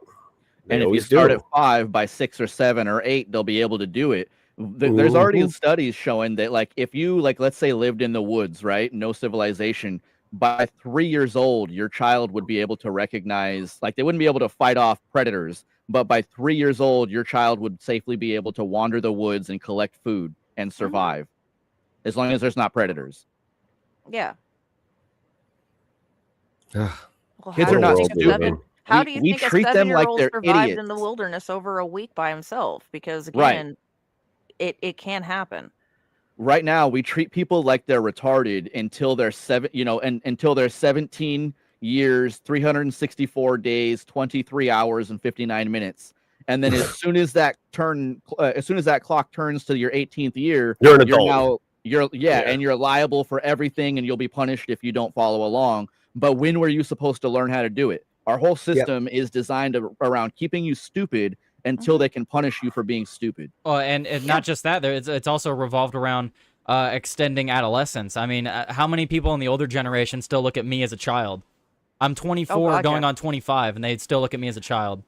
Yeah. Well, not only that, but how many of our founding fathers were 24 writing our Constitution? A lot of them are very young. Some of them are 19. Exactly. So I'm sorry, but this whole notion that Tyler is still a child at the age of 24 is asinine to me because of the sheer fact of how many of our founding fathers were actually writing our Constitution at the age of 24. Right. Make it make sense to me. Gotta wait your turn, young buck. When you gotta broke? be 63. Yeah. When you're 80? Nancy Pelosi has to run it. You got to wait until you're 65 before you get a chance. You know, guys, I'm supposed to just sit back and wait for the last 2 generations before me destroy the country. Then I can step up and rule the rubble. That's what my generation will get. We'll get the rubble. Yeah. It's like, if I'm not mistaken, I am the oldest on the panel right now, and depending on who you talk to, I am still considered a child. What year were you born? Yeah, I'll not supposed to ask a woman that. Hey, I'm treating you as an equal. Oh, yeah, there you go. I'm a feminist. I'm all about equality. That way. I look really good for my age. Let's do it this way. I'm an 86 baby, so you can gauge it from there. Like, I look a lot younger than I am, but I'm 39, so. No. She's not gonna say. Sean. It's Nope, okay. No, not she don't have saying to. it. She don't have to. I'm going to message you, Sean, but no, not gonna say it. But anyway, it's very clear that I'm the youngest on the panel anyway. So. Oh yeah, mentally and yeah. Joey's clearly the youngest, mentally at least. Anyway, physically. Wait, what do you mean? That dog in the background is on the panel technically right now, and Oh, I'm yeah, gonna so aim the at dog- that one's the the dog youngest. she is the youngest. Yeah, and she has a weapon. I don't know if you see. She has a weapon. That's true. She's Oh my flailing it God. around. She has a weapon. So. She's taking after you with the Valheim. Right, yeah, she's gonna help me play some Valheim later. That's what's going on there. Anyway, I want to get closing thoughts from everybody. We went a lot longer than I was hoping to, but that's fine. We had an excellent conversation today. We could go longer, but I need to go take care of some stuff today.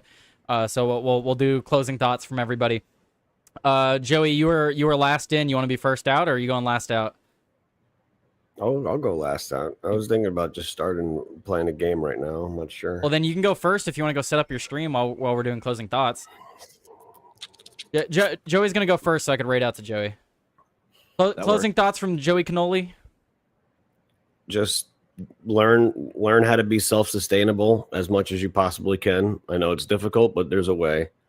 You'll see how much money you talk about saving money every month. Well, if you learn how to fix things on your own, and you learn how to craft certain things on your own, and you learn how to do this and that on your own, and you learn how to skate by the system as much as you can without getting noticed, you'll save a lot of money. So fuck their system. Don't take a part in their system. If everybody did that, they'd have no ability to rule us. Absolutely. Thank you for joining me today, Joey. Joey's not doing news today, but you guys can go check him out. He's gonna be playing some Vigima games. So you could watch me struggle in Resident Evil some more. There you go. That sounds like some fun. He's not up for the news today, which is completely understandable. News hasn't been great lately. Not that there isn't news. It's just you can only complain about so much before you don't want to complain anymore. True. But anyway, thank you again, Joey, and we'll see you later. All right, and then Sean, we'll go to you for final thoughts. Yeah, I want to second what Joey's saying. Master your skills, learn them all, and if you can meet up with some sort of notary public, and you can establish I'm giving you pro tips here. This is how the Rockefellers did it. Meet up with a notary public, establish yourself a common law trust, and put your property into it. It will no longer be your property, but you will be named as the executor of the trust, and you have controlling influence over it. But when you die, your kids will replace you and the trust retains ownership, so there's no taxes to pass it to your kids. This is how generational wealth is established. Take care of the people around you, master your skills, handle your own business, fix your shit. It's really easy. Collect tools. Love you guys. Thanks, Tyler. Thank you for coming on, Sean. I appreciate all the conversations that we had today, and I look forward to having you guys on again in the future. Thank you, Sean. Yes, sir. Peace. And then Nora, we're going to move to you. Final thoughts, Nora? Make sure that you go out and you learn a trade. Teach your friends, teach your family, be annoying about it if you have to, but maybe that skill you pass along can help somebody in the future. And the biggest thing that I make sure to tell everybody is to hug your friends and your family. Tell them how much you love them. It's not gay to tell a guy that you love him, because guess what? if you never know when it's going to be the last chance that you ever get to do it, and you don't want to ever live with that regret. So make sure that everybody knows how you feel, support your loved ones, be there for them. And today, especially of all days, especially talking about Karl, go do something good for yourself. And again, tell somebody that you care about that you love them. And to second what Nora's saying, no, you absolutely should tell your friends that you love them, because there are multiple different kinds of love. In the English language, we only have one word for it, but I believe in Greek they have several. There is love of family, love of your children, love of your friends, love of your work. There's so many different types of love. It is absolutely perfectly fine to express that to those that you love. For example, I have multiple friends that I've had since kindergarten and my early childhood, and I'm still thankful to call them friends today. When I hang out with them or I talk to them on the phone, I do tell them, I'm like, hey, love you, bro. Have a good day, man. And I let them know. I let them know that I do care about them. So absolutely, if you haven't reached out to someone in a while that's a good friend or a family member of something, reach out to them and see how they're doing. Yep. Love you guys. Have a great day. Thank you, Nora. Have a great day. All right, guys. And then final thoughts here. We got everyone out now. Please, please, please go and watch the interview I did with Karl.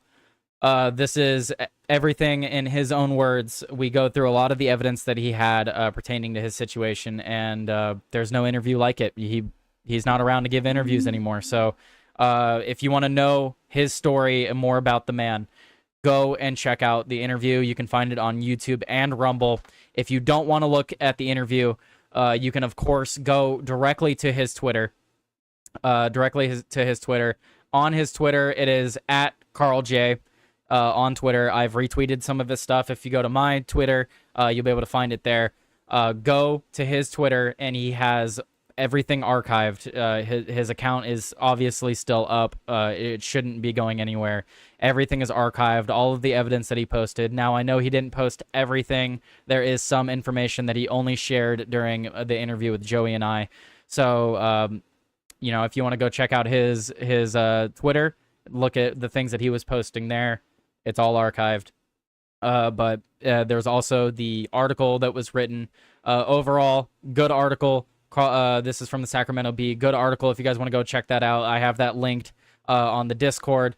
I should probably put it in the description of this video as well, so I could do that later.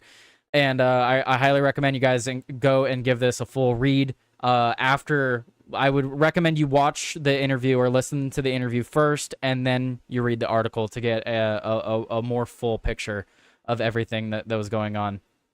But with that, I'll leave you guys with hit follow, hit subscribe wherever you're watching. If you're on X, follow me on X if you're not already. And like I said, I never want this isn't stuff that I want to report on. This is stuff that I feel as though I have an obligation to report on.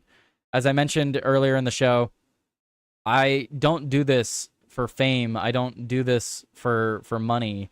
Not that I've gotten a lot of it.